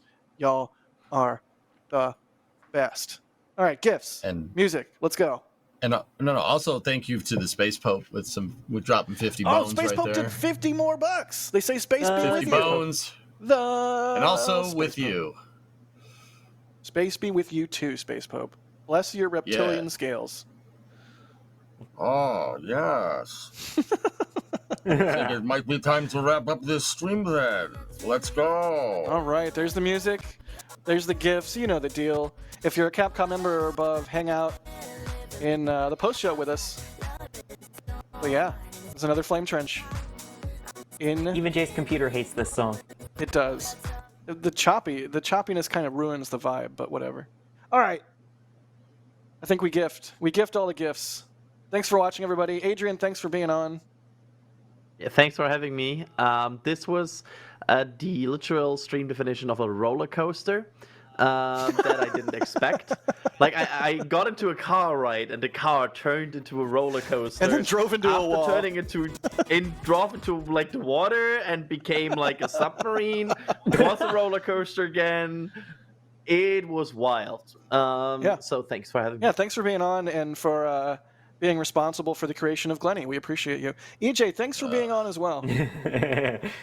Yeah. Sorry, Glenny. It's just I can't do it. I can't do it, man. I can't do it. It's so bad. Don't say it. It's so bad. That phrase is so gosh darn bad, bro. Oh my God! Stop! This is so bad.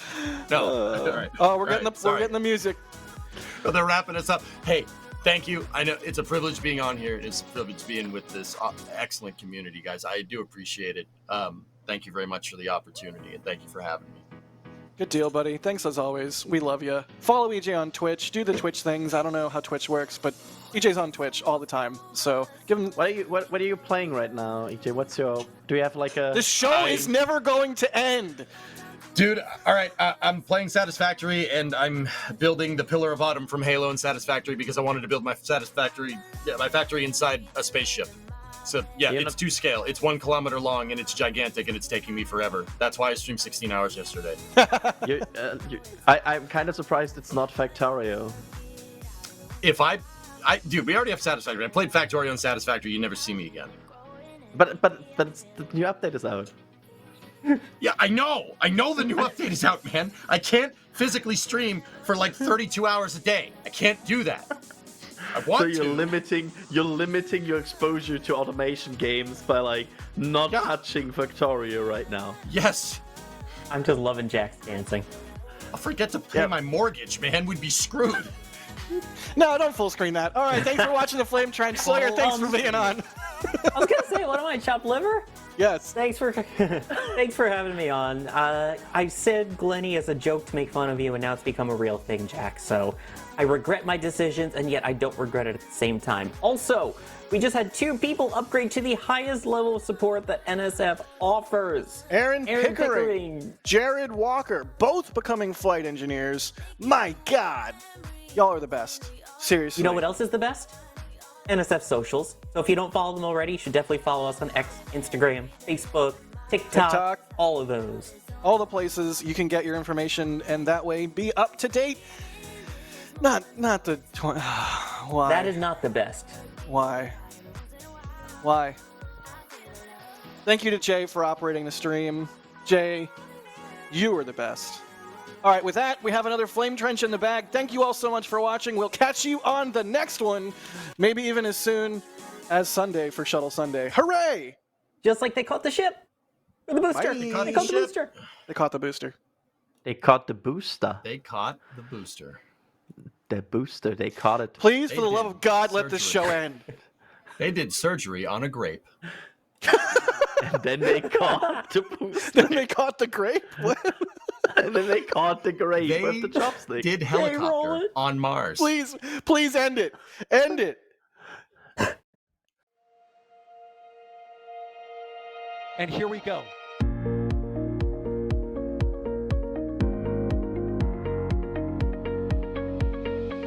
We have liftoff. Propulsion continues to be nominal. R68 chamber pressure looks good. Doubling up.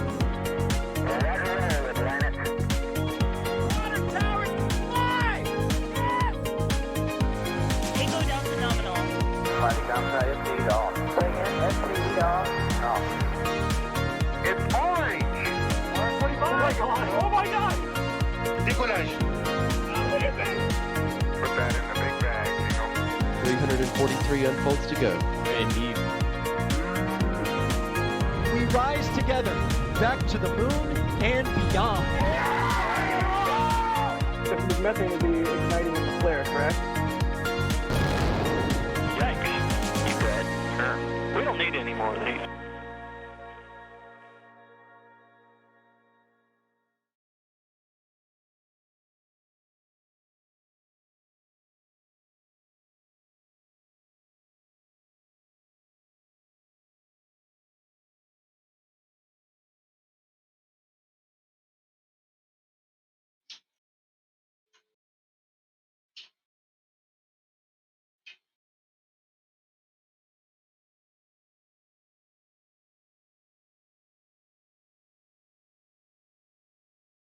Clear NX.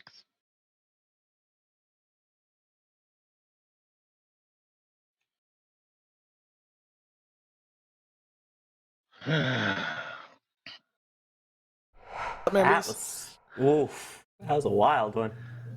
We're either getting fired or or reprimanded. Or we're getting fired. What do you mean getting fired, man? We held like 3,100 viewers that whole thing. We're good to go. true. Wait, how many? 3,100? 3,100, Yeah. dude, for like 2.5 hours. Dude. Normally it's Yeah, 2,100. it's Wow.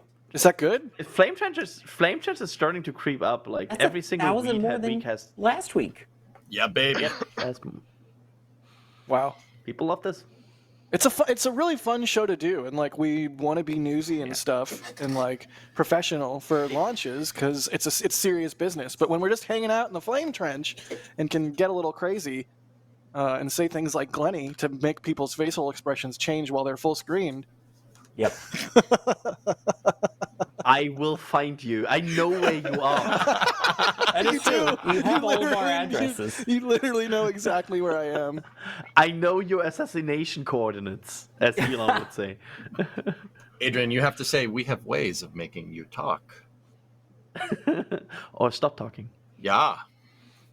Yeah. But yeah, and, I said that as a joke just because you put a E at the end of everything, and now I regret it. I'm sorry. I'm sorry, Membies. I see you over there, Gaw. Yeah, for real, dude. It's good stuff. Yeah, this is basically us in the back channel anyway, when we're not on the air. It's true. Dude, I was so not prepared to be on air today. My hair is a mess. You look great. What are you talking about? It's so much hair at this point. I need to really reduce it again. No, It's you so, look Bro, great. get on my level. At least it's not a man bun. Oh, low blow, Sawyer. Low blow, Hey, buddy. I Wasn't like it it a this man way. bun, This way, like, Adrian a looks month ago? really good. It is still. This is the substance of what the man bun is made Adrian, of. you're giving like Boromir vibes right now. Like solid Lord. It's just hair. Solid Lord of the Ring vibes. I said you're giving Boromir vibes. I don't know if you heard me. So solid need a Lord of the mohawk. Rings look. You need a mohawk like Ryan. Just saying. I just enjoy that like so much hair though. Do a Zorg. I need to. I have a lot of hair. Yes. It looks I good don't. though, honestly. I like it. Thank you. Thank you. I'm tired. Adrian looks better with hair, says Pauline. I always had hair. I know. That's what I Again, it was the man bun. I'm telling you, it made it look like you didn't.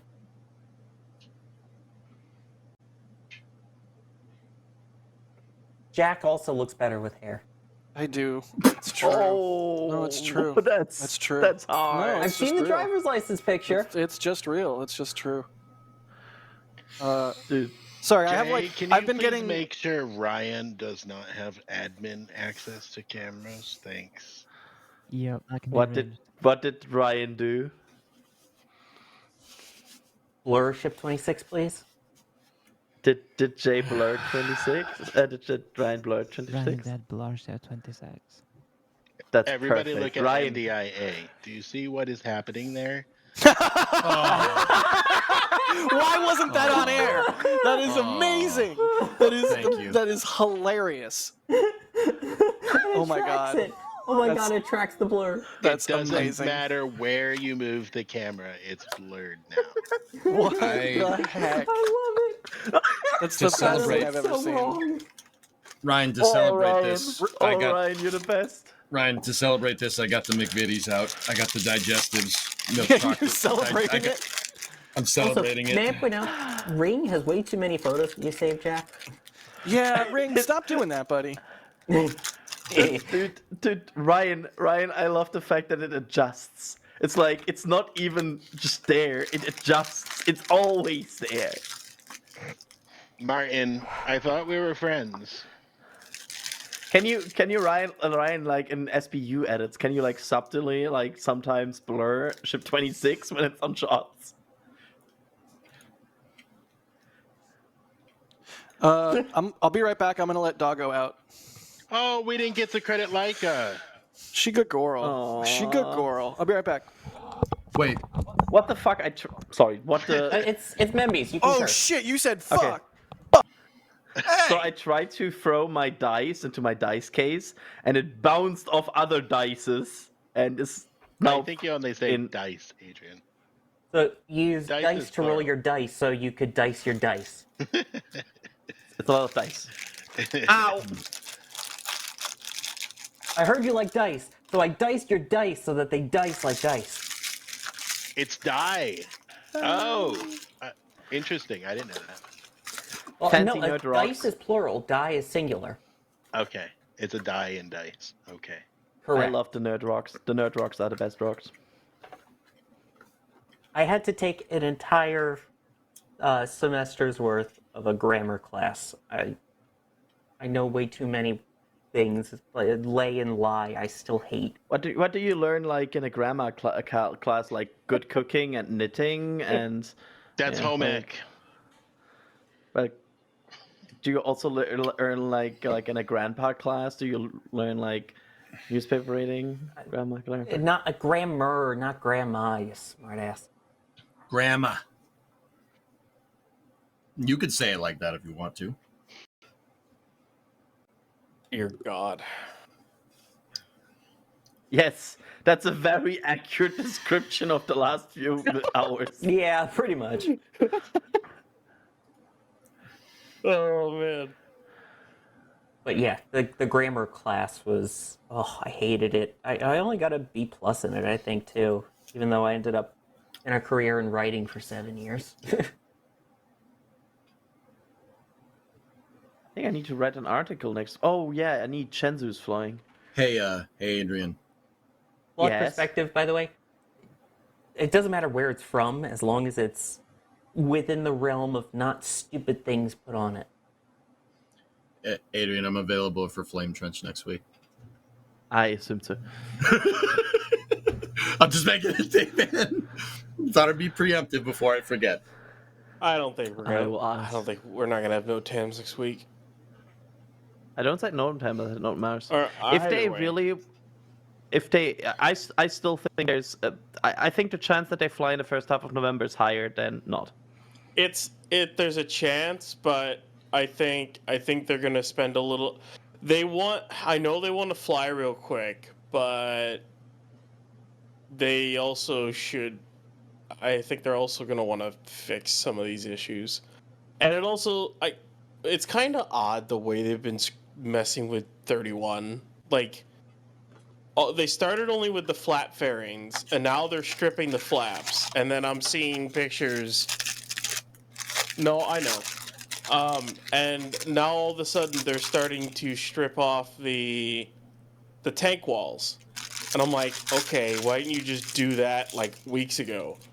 So they might actually be replacing the full heat shield on 31 after all.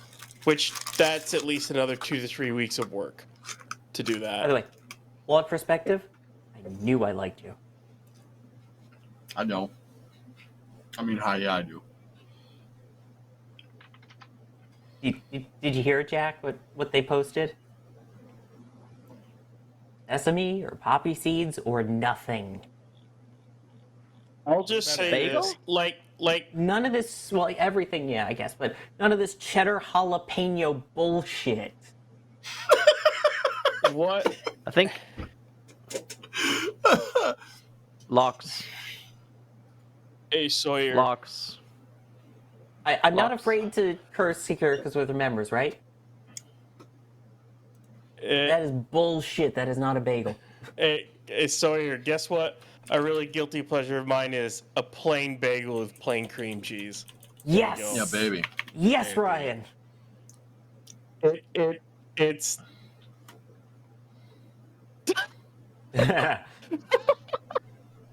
Oh my god. Hey, that taco guy. Then would you be upset if I said that a hot Jack, you're pocket is muted. a taco?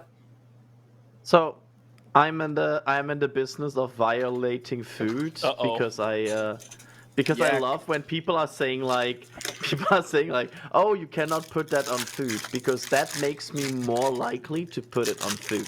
For example, when people are like, pineapple doesn't belong on pizza. That's a challenge, and then I put peach on it because I want to go the extra mile to make it annoying. I'm really in the business of making sure that people, like, everything's allowed in food. There's no restrictions. If you want to go crazy with stupid things, do it. Not bagels. EJ is so. Also, by the way, Jack bagels, apparently yes. is muted to Membies. As somebody of Italian heritage, do not put fruit on pizza in my presence ever again. I mean, I also do that with German food. I have some very weird combination of German food because I annoy my other people. EJ. Pineapple on pizza. Oh. No. It's great. Ew. It's great. It's horrible. I mean, to be fair, the best pizza is always sauce hollandaise pizza. Like sauce hollandaise pizza with salmon and broccoli. Best pizza. Oh, hey, look at that. The Starlink box is in the scrapyard. But anyways. I mean, if it's on the pizza, I'm not going to pick it off, but I don't intentionally order it with it. You know, all you Jack, people. Jack, can you be a lot quieter than you are on the show? All you people there. Oh yeah, EJ. Technically, tomatoes are fruit. You're gonna tell me how my food is? Why don't you just appropriate more of my culture, you pieces of junk? Hey, EJ. I appreciate your culture. I just modified it to better fit my taste. I love Jack's a still muted. nice like homemade pizza, like just your basic homemade crust with San Marzano tomatoes and just basil and cheese. Keep it simple. San Marzano. Marzano. There you go. Yeah. Yeah. All right. But, cool. See, yes. I knew I liked you. Do you see what Sauce Ryan said? hollandaise. The thing is, Yeah, you're muted in VMAX. It's a me. You are. Mario. Refresh.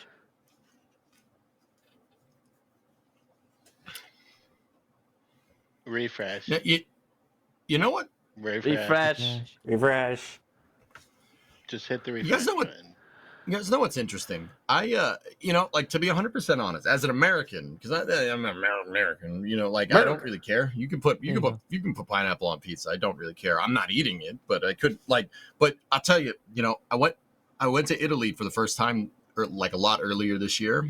Italian food is not Italian American food. Those are two different things. Don't get me wrong. Yes. It's not anything I didn't know, but yeah, it kind of puts stuff into perspective. If you go to Italy and they put fruit on pizza, you're done. You're done. They're gonna be like, get the freak out of here, you tourist piece of shit. If I'm in Italy, I will get an authentic, proper pizza because I know that's what they are good at, and I want to taste that. But if I'm making pizza at home, I just do funky stuff because why not, right? It's not like I'm not getting the authentic Italian pizza experience anyway. I'm not an Italian pizza maker. I'm just a German weird dude. Wait, so why not make something funky? Hold up. Just a German weird. To be clear, you're not an Italian pizza maker? Yeah, sorry, I lied to I you, am. Jack. I know I always talk with you that I'm an Italian pizza maker, but I have to admit it to you all here. I'm not an Italian pizza maker. Darn it! I thought I knew you. I worked in a pizzeria, so I kind of technically am, but. Oops. Sorry, I'm also trying to figure out what I'm going to order in for dinner because I don't feel like cooking. I mean, I tonight. don't like most of the German food anyway, so I cannot make that much fun about German food because I don't eat potatoes. What? Potatoes sorry, are what? God's food. I don't like potatoes that much. What do you mean you don't like potatoes? They don't taste like anything. You have to make them taste like something. Yeah. See, and I can make other things taste like something, and I don't like potatoes. Who hurt you? Who did something to potatoes to get you to not like potatoes? Potatoes don't taste like anything. It's oh my god. I mean, it's just potatoes, right? It's no. Potatoes are the best. Potatoes are the best, dude. I love potatoes. Dude, it's hard to beat like a good set of hash browns. My guy, I had hash browns today for breakfast. Oh, I'm so jealous. Overrated. I just bought a grater for the NSF bunkhouse, and I've been making hash browns. I made hash browns before they left. Right. I love hash browns for breakfast. EJ's so pissed at me. I'm surprised you didn't Like a have solid one set before. of hash but- browns, eggs, and bacon. Like you just can't go wrong with that Can't kind of go wrong. breakfast. Okay, bacon is also overrated. Oh my god. Whoa. Adrian's fired. Jay, can you kick Adrian out of the next call, please? Okay, listen. Bacon is good. Bacon is good. It's a good The food, back pedal. but it's, The back pedal. No. Oh You listen my to me. But the way you remove my camera. But the way people make bacon seem like it's a godsend. it's and, like, ambrosia. It's nectar from the gods. It's okay. They're the pig-shaped It's okay. gods.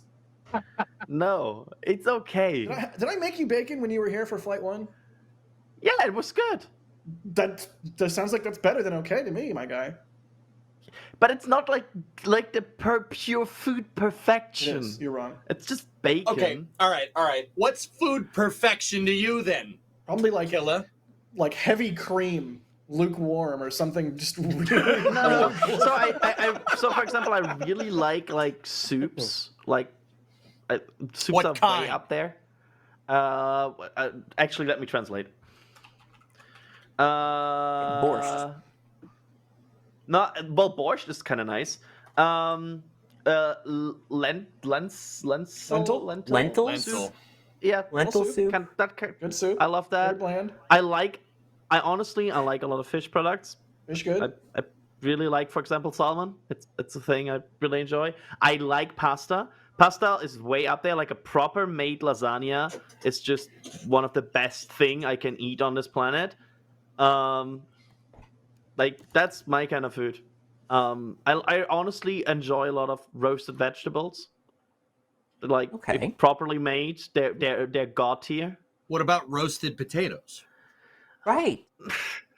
I think so. They're boring, right? Like they're just they taste like the flavor you put on them. They're taste of nothingness. If I put yes, they're like a flavor sponge. How can you say that? All flavor like salmon. Didn't I make? Yeah, I can do that, but they're like tofu. Like tofu is also not something I would name that is crazy because I could. It's not cool by itself. I love that we're all just yelling at Adrian. Adrian, did I make steak and mashed potatoes when you were here? Yeah, and your steak were great. Steak also very good food. Mashed potatoes weren't? Mashed potatoes was also good. Like I don't think I just would never. I've never bought potatoes in the last 5 years. Were they loaded baked potatoes? Oh, no, it was mashed potatoes. Potatoes. So you didn't throw it in with cheese and sour cream and bacon? No. Okay, No, so they were that's why he didn't like it. They were garlic mashies. What do you think about like a carbonara, like a good spaghetti carbonara? Carbonara. Perfect. Carbonara. Spaghetti carbonara is amazing. It's like do it right. Like that's the.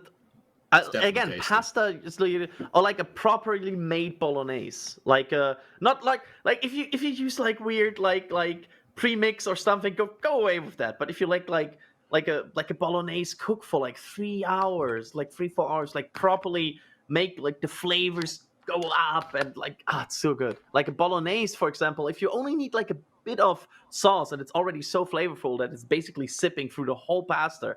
That's the good shit. Is bolognese the right way to say it, or are you supposed to say like bologna or something? Bolognese, I think technically, but bolognese. Well, that's not bolognese to pronounce. Like in Germany, it's like bolognese. I was it last week? I made a carbonara with homemade. Stop doing that. Just say carbonara when you say it. Yeah. The homemade it's homemade spaghetti like from scratch and everything, as well as pancetta. Because I mean, you can use bacon for it, but it really is like pancetta or pork belly. It's hard to find like the really good pork belly stuff around though. You have to go like a specific butcher or something to get it. Moto Kenny in chat, I think, is onto something. They say obviously Adrian's never had Idaho taters. Maybe just German potatoes are inferior. Yeah, maybe. The thing is, I would say that, but I always hear that Germans are pretty good with potatoes, and I still don't like them. I mean, I like, for example, there's other good, like schnitzel. Schnitzel is a freaking good German food. Yeah. Like, actually, I will retract a statement because the Austrians will come for me. It's a pretty good Austrian food that also Germans can do. Otherwise, the Austrians will come for me. A joke that Adrian will get and EJ should get and Jack might even get too. It's like, what was it?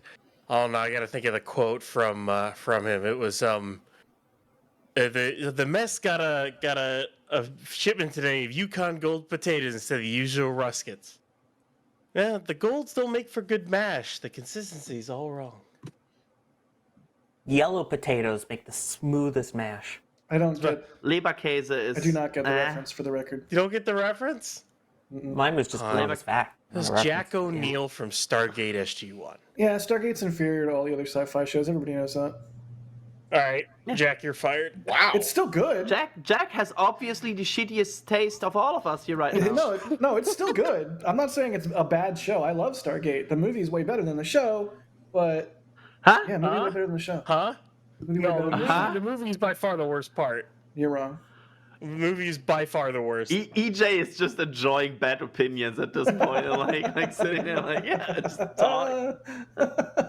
Did the movie have a BC 304? No, it didn't. It wins. Hey, Knucklehead, I don't hate on Canada. I got nothing wrong with Canada. I'm actually going to be there next week or the week after. So. Canada, eh? Look, 2 weeks from now. I see chat is mad at me now, but like the sci-fi TV show ranking is Star Trek Next Generation, everything else. Toronto, by the way. Stargate, everything else. It's Toronto. Next Generation. Toronto, yeah. Kevin Toronto. with the W. Fun fact, DS9 I'm actually leaving for Toronto on That's just election a- day, so I'm I feel not like in the country liking when that Star happens. Trek. Star Trek is just an old people opinion. Okay. I want to be mad at you for that, but I'm not going to be mad at you for that because I grew up in a family of nerds, like playing EverQuest and watching Star Trek and stuff with my two brothers and my dad.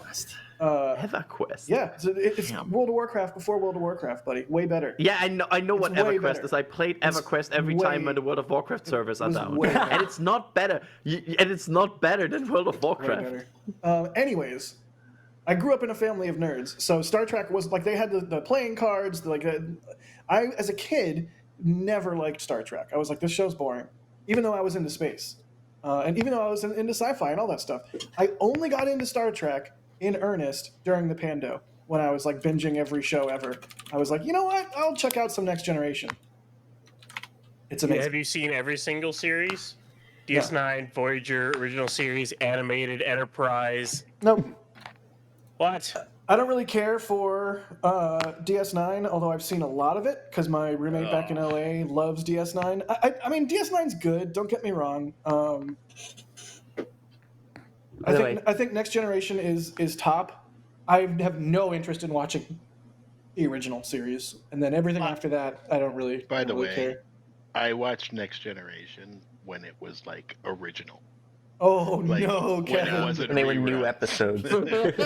I'm sorry, Kevin. Also, for the people that were asking, I am going to see a concert on November 6th at Scotiabank Arena. So I'll be there. Bruce I fly Springsteen, in the isn't 5th, it? fly out the 7th. Sawyer doxing himself. It's Brondo. Bruce Springsteen, isn't And people, I'm not saying where I'm flying from. I'm just saying I'm going to be in Toronto for a couple days. All right, you For guys. the people that are in Toronto. You know the deal. Meet Sawyer at the airport with one of those signs like you're his limo driver. Hey, if you want to, I'll take a ride. Jack, And my chat wants whenever to I know what you travel, think of Red I Dwarf. always carry the NSF patches with me still. Nice. Oh, there you go. EJ, what were you saying?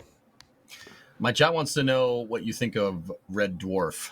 Oh, it's one of my all-time favorites. In fact, I would probably go as far as to say, in terms of humorous books, they are my very favorite. The 4 Red Dwarf books. I know it was a TV show. TV show also good. It's a little bit tough for me to watch, just because it's like that sort of classic old campy BBC sort of thing going on. But it's so good. Like Red Dwarf. If you've never experienced Red Dwarf, you need to. I read the books first and then watched the show, so I like solidified everything in my head as to what people looked like and sounded like and everything. So the show was a little jarring for me, but I think Red Dwarf, on the whole, the way that it manipulates all the space tropes, all the sci-fi tropes, like it's just so good, and it lives rent free in my head. I mean, it literally does. Like I was explaining to somebody the other day. How I feel about the concept of luck, to put that very briefly. And one of the things I talked about was that in the Red Dwarf universe, luck is a virus that you can catch and then be cured of. So, yeah, I don't know. Red Dwarf is amazing. It's amazing. It lives rent-free in my head. Somebody's making weird sounds, by the way. Probably me. I'm playing with a bottle cap and a memory card case because I fidget with things while we're on air. This is Casey and this is Cappy, and they're best friends. It's Case and Cap. God, and they Case all and end Cap in and Y. Case. Yeah, everything in Jack's life ends with Y. He's going to the showery, then goes to the kitcheny, gets some bacony. And use the potty. Yeah. Jack, I'm wondering, do you like the name Jackie? No, I fucking hate it. I actually really. Okay, there's my nuclear option. Unless you drop. Please, like, can we? This is my. I'm being 100% serious. This is me being 100% serious. No sarcasm. I would really appreciate from everybody that is watching, and I know I'm only digging the hole deeper here, and everybody on the NSF team to make Jackie like out of bounds. It's just too far. There are personal reasons for this that I will not go into with anybody. However, That is not my name, and I would literally be called anything else. And I know that by saying this, everyone's going to be like, heh heh heh, I'm going to do this exact thing because you just said please don't. Please don't. Because he knows he would do the same. Please Here we don't. go. Exactly. Jay coming in, Jackathy. I love That's Jack. what your bully Jackathy's called great. you, Jack, Jack isn't it? Bauer, awesome. Jackathy's great. Problem is he likes it, so we got to call him Jack something Ass, different. Jack-o'-lantern. I Whatever you want to call once me. on a You stream. want to call me Meatoff? You can call me that. Don't call me Jack. I once on a stream called Christopher. That was the moment where I knew I was gonna fit my Yeah, I think I accidentally did that once too, and it's like, oh, I just ended myself. Yeah, it's like I mean, Christopher, like the Jewish mother side of me still wants to call you Jackala. I love it. It's not Jackie. Hey. I love it. Hey, Jackalope, Carson, come over here. One of our operators. You gotta call him that from now I on, call him so Karki. it doesn't I sound like a started calling him schmuck. Karki, and he is the only one in Retribution that I will accept Jackie from because I guess I deserve it because I called him Karki. But I feel like I have a lot of cards of Retribution that I could chime in here. Mister, you made my Twitter DMs and my Instagram DMs useless. Yeah, posting to your story and tagging Adrian. Did you see that, by the way? Did you see that on my story? Yeah. Yes! The amount... I want to point out, just for you, for everybody who knows how deep this rabbit hole goes, we have a channel. The channel that is called Bug Reports, where you report bugs in the software. This channel, at some point, had spiders in it. At some point. Because it was a bug report. Frequently, when I see a spider out in Boca Chica, which is like literally every day, I'll take a photo of the bug and put it and report the bug. There's a channel for it, Adrian. I got to report the bug. I have notifications on for that channel.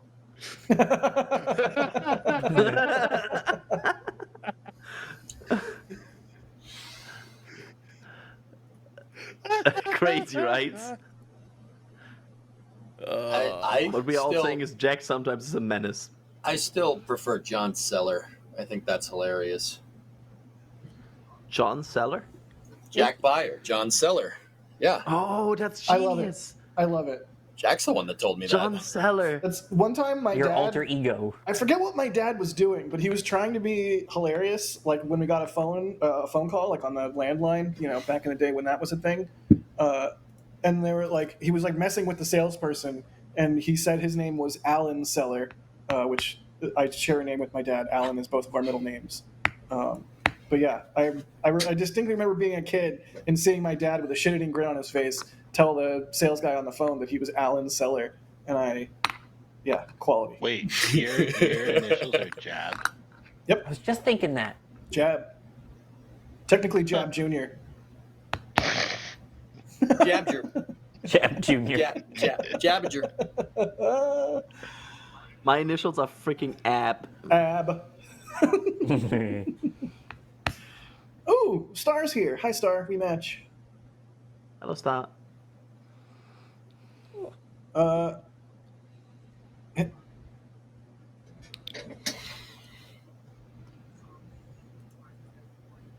no. That's amazing.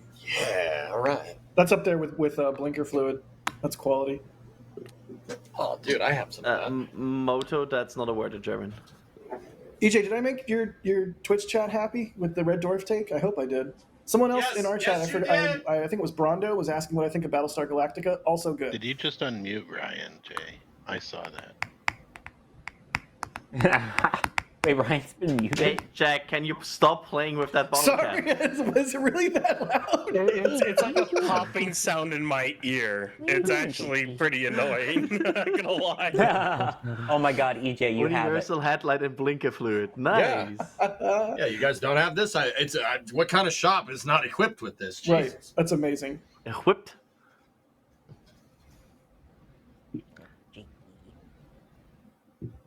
It's really fun to get people who know nothing mechanical with that kind of stuff. It's so much fun. Yeah, we got Chris so good on for the the Ryan, for the serious people, I also got horn oil too. Nice. Okay, pick your industrial lubricant. Do you have any? Do you also download your RAM, EJ? Yeah, you wouldn't download a car. By the way, after Knucklehead, yes, this is F4 to download more RAM. By the way, Knucklehead, yes, this is the only tale I've been getting recently, so I Jesus, love my Sawyer. Jesus, Hey, Sawyer. Astro Knucklehead said it, not me. Oh my god. What the what the hell is even that? EJ's like leaving his space and coming back like to regular check in on the not. If you look at Booster 7, the story is a bit different. Because No, that's cryo, stop, cryo, cryo, stop, yes, stop, cryo, yes. spin prime, spin prime, static fire, spin prime, spin prime, static fire, spin prime, spin prime, static fire, spin prime, static fire, spin prime, static fire, spin prime, cryo test. So it's a bit of a different story in amount of 10. And yes, I just did this to make it clear how many tests Booster 7 had. I hope you all have fun. I'm really sad. I'm really sad that we were showing the NSF screen while we did that because EJ and I were both going ham. I was dancing pretty good. I didn't see you. I'm sorry. Quality. Oh, ship 33 is on the puck chucker. What? I just gotta wait for the door to open. The big reveal. If you look at Booster 7, the story is a bit different. Because that's cryo, cryo, cryo, cryo, cryo, spin prime, spin prime, spin prime, static fire, spin prime, spin prime, static fire, spin prime, spin prime, spin prime, spin prime, static fire, spin prime, static fire, spin prime, static fire, spin prime, cryo test. So it's a bit of a different story in amount of 10. And yes, I just did this to make it clear how many tests Booster 7 had. I know all of your addresses. If you look at Booster 7, the story is a bit different. Cryo, cryo, spin prime, spin prime, spin prime, static fire, spin prime, static fire, spin prime, static fire, spin prime, static fire, spin prime, static fire, spin prime, cryo test. So it's a bit of a different story in amount of 10. I hear the voices in my head. To make it clear how many tests Booster 7 had.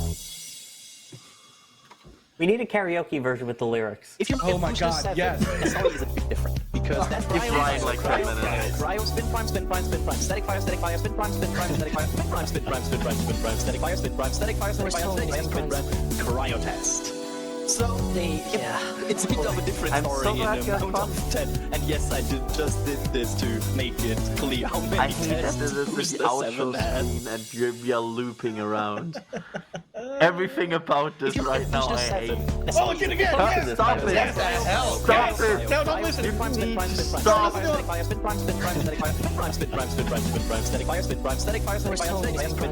Cryo test. So it's a bit of a different story in amount of 10. And yes, I just did this to make it clear how many tests Booster 7 had. All right, I'm gonna get some over. food. If you look at Booster 7, the story is okay. We're good. Okay, I'm leaving. Cryo, spin prime, spin prime, spin prime. Wait, what did Booster 7 do? Static fire, spin prime, static fire, spin prime, static fire, This is gonna be stuck in my head for a long time now. It's a bit of a different story in amount of 10. And yes, I just did this to make it clear how many tests Booster 7 had. All right. All right, Bambies. All right, Are you gonna be shooting 33 rolling tonight, Jack? Or Yeah, buddy. And I mean, I've not slept a lot. I've not slept a lot. I don't know if you can tell. True. So it's 8 p.m. and I'm drinking a Red Bull. Let's go. But yeah, I'm gonna go eat food and get ready to catch the ship roll at 10 tonight. So love you, Bambies. Yeah, the booster's supposed to roll back at 10. It'll get back to the build site at around like 11 or so, and then like an hour and a half later is when they'll roll ship. Jack. What? Jack. What about Twitch? You only love the Membies? You don't love Twitch too? I really do love Twitch chat, specifically because they're cool. No one knows about. Don't encourage them. No one knows about Red Dwarf unless they're cool. So that somebody in EJ's I'm thankful for that. I love Red Dwarf. It's actually really important to me. Like one of the first family trips we took to England, one of my older brothers that saw the show bought the books. I'm like, give me something to read. He gave me the books to read. Very important in formative Jack years in determining my sense of humor all that stuff. I love Red Dwarf. So yes, Kevin, I love the Twitchies. They said we love Yaki. I think I'm gone, leaving. Twitch I gotta chat, go. Bye. I mean, it's always the problem Jack. because of you address Twitch chat as a single entity, but like I think Twitch chat is the best to adopt like a cool joke and just run with it. But it's also the best to run it into the ground and overdo it until eternity. But I love Twitch chat dynamic. We would never overdo jokes. Like we wouldn't play that thing again. Yeah. Like that would be overdoing it. We would not do that. That's not We something. wouldn't do it. I don't think that's something that we would do. It's just not a thing that would happen. Jack, go. It's just not. Jack, go. No, I'm just stating facts. Jay would never play that again. I don't think he would. It would just That was be. Kevin. For the record. Oh, damn it! Did You're Kevin- right. Jay would. Kevin would. Yeah. So I was right. Yeah. I'm waiting for it. Twitch no, chat. go. Twitch chat said. Cryo test. So, it's a bit of a different story in amount of 10. And yes, I just did this to make it clear how many tests Booster 7 had. Bomb. All right, I'm gonna go get some If you food. look at Booster 7, the story is a bit different. Because No, you're not getting food. Static fire, spin prime, static fire, spin prime, static fire, spin prime, static fire, spin prime, static fire, spin prime, static fire, spin prime, cryo test. Run. It's a bit of a different story in amount of 10. And yes, I just did this to make it clear how many tests Booster 7 had. So, Adrian, do you know how that became a thing? What? Playing the song? The song. No, you know that you said it. Oh, you said it one time, and I had the restream up over on my end on Twitch, and I said I may or may not have said someone needs to remix this, and somebody from the SpaceX Master Race Reddit just absolutely did that, and then just linked it back to me. So it's your fault.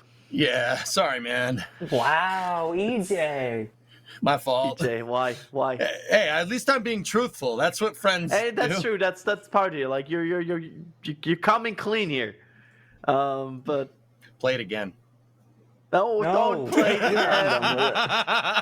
If you look at Booster 7, the story is a bit different. Because that's cryo. Why are you listening to him? Spin prime, static fire, spin prime, static fire, spin prime, static fire, spin prime, static fire, spin prime, cryo test. So No it's way, a bit of a Joe, different really? story in amount of 10. Oh, and alright, yes, I sweet. just did this to make it clear how many tests Booster 7 had.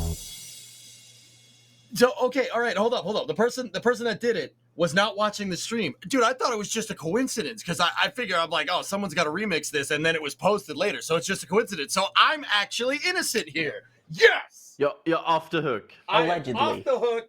Thank you. Yeah, Tessa did. Yeah, because you said Red Dwarf. Yep. Oh. Twitchies. Call Flame Trench viewers, like for the pre and post show, they're Trenchies. So they're Membies and they're Trenchies. No, and they could even no. be Twitchies. All right. You brought that over yourself, Jack. I You really pushed did. the boundary. I really did. Whatever you say, Mr. Map. Shouldn't you Friends have some let maps friends to off be the hook. animating right now? Thank you, HL. Thank you, because Yeah, I've always not kind of the felt free bad friend. about that. Yeah, EJ, I now believe that a bit less now seeing that message. It might just be a play here. It's not. I have your Twitch chat open. Look, you saw. There's no nefarious stuff going on here. Oh, Okay. Booster 7. Booster 7 was just gifted a sub. No. Oh my Booster god. 7, give me the sub. Oh shoot, that's funny.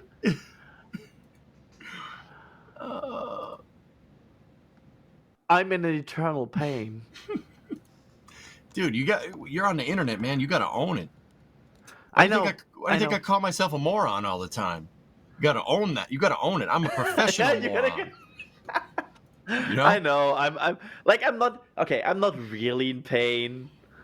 It's fun. So we're all going to comment about this on the next video that Adrian's in that comes out Tuesday, right? Oh yeah, actually, I'm recording a voiceover tomorrow for the video for the flyover. I was going to say, I hope it'd be more than voiceover.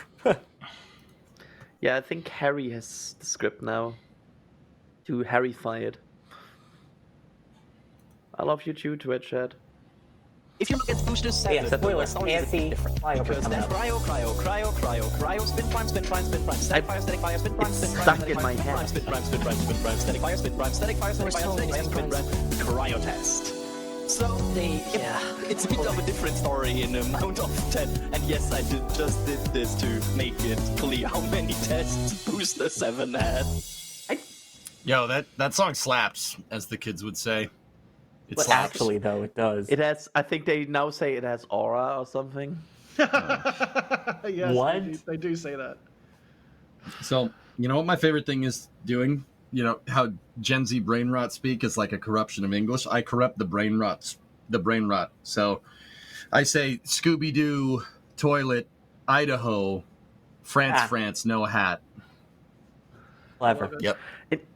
I think we Scooby-Doo, are old Idaho. enough, EJ, also to just use it, and then it becomes uncool. So we can just refer to each other as having aura, and now the cool kids are like, oh no, they're saying it. Scooby-Doo Ligma. Time for a new word. See? All right. All right, I'm actually All leaving right, this time boys. because And on that bombshell, they're not going to play this song again. So I'm going to. it's time Jack, to end. leave. If you look at Booster 7, the story is a bit different. All right, I'm leaving. Bye. Bye. Static fire, spin prime, static fire, spin prime, static fire, spin prime, static fire, spin prime, static fire, spin prime, cryo test. So it's a bit of a different story in amount of 10. And yes, I just did this to make it clear how many tests Booster 7 had. Is that Alex in the background at one point? Yep. Yeah. Perfect.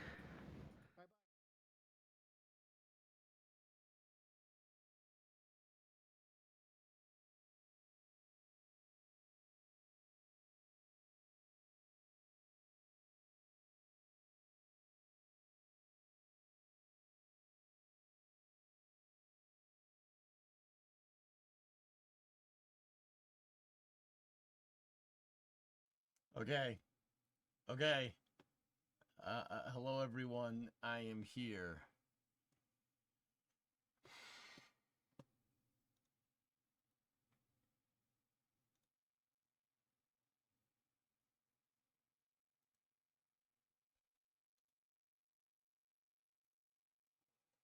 All right, I'm good.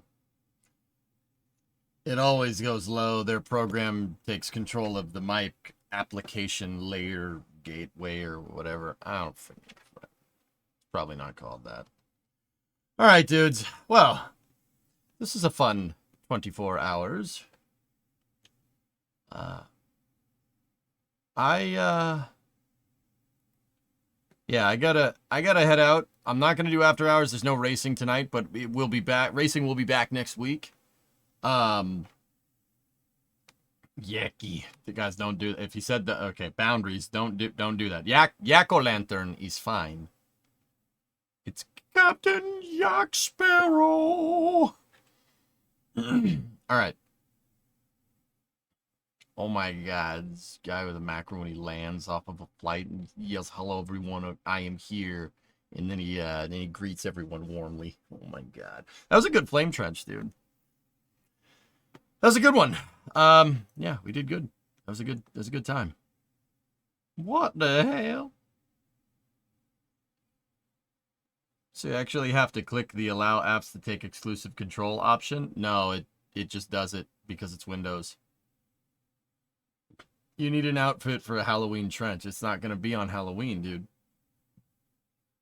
Yeah, 3,000 on YouTube, Resonant. We were holding 3,100 the entire night, and I don't have my Twitch view count open, but I could tell from the chat and stuff that it was above 500.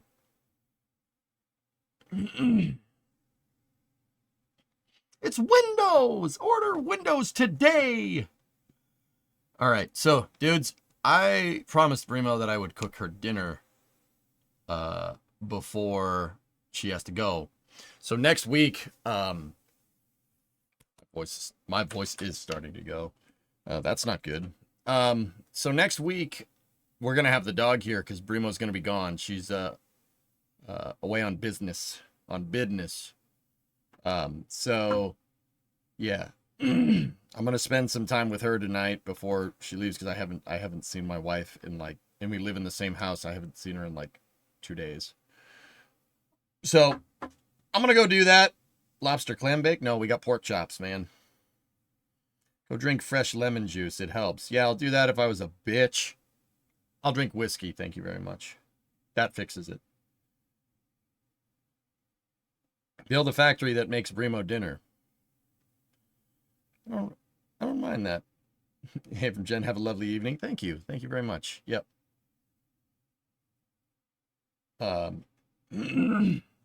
Okay, so I will see you guys. So it was the back channel's fault. Yes. HL. I was convinced that that I was the one that perpetrated that whole thing, and I've never been happier to be wrong. Because, dude, Adrian was like, "Yeah, I'm taking a joke," but you could tell, Adrian, don't lie. You were not feeling that. Don't. We all saw it. We saw it was right on your face. You were on camera. All right. That's why I felt bad. I'm like, oh no. But well, thank you for absolving me, HL. I appreciate it. But anyway, guys. Off Saturday, Sunday. Let me look at the launch forecast for next week. What do we have? Oh, Shazbot. No guarantees for 10-8. Next one, we got a Starlink 99 from Vandenberg at 7:30 on Tuesday. Okay. H3 launch on Wednesday at 2:40. Freaking hell! Oh, that's gonna suck. Anyway. All right. So I'll see you guys all on Monday. We're gonna hit the Satisfactory build. We're gonna hit that guns blazing.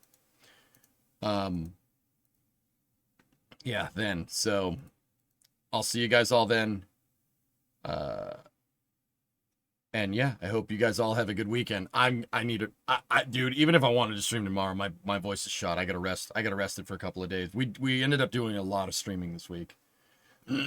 So yeah, we got 5 days of Satisfactory next week. And yeah, should be good to go from there. Electron on the 4th too. Oh boy.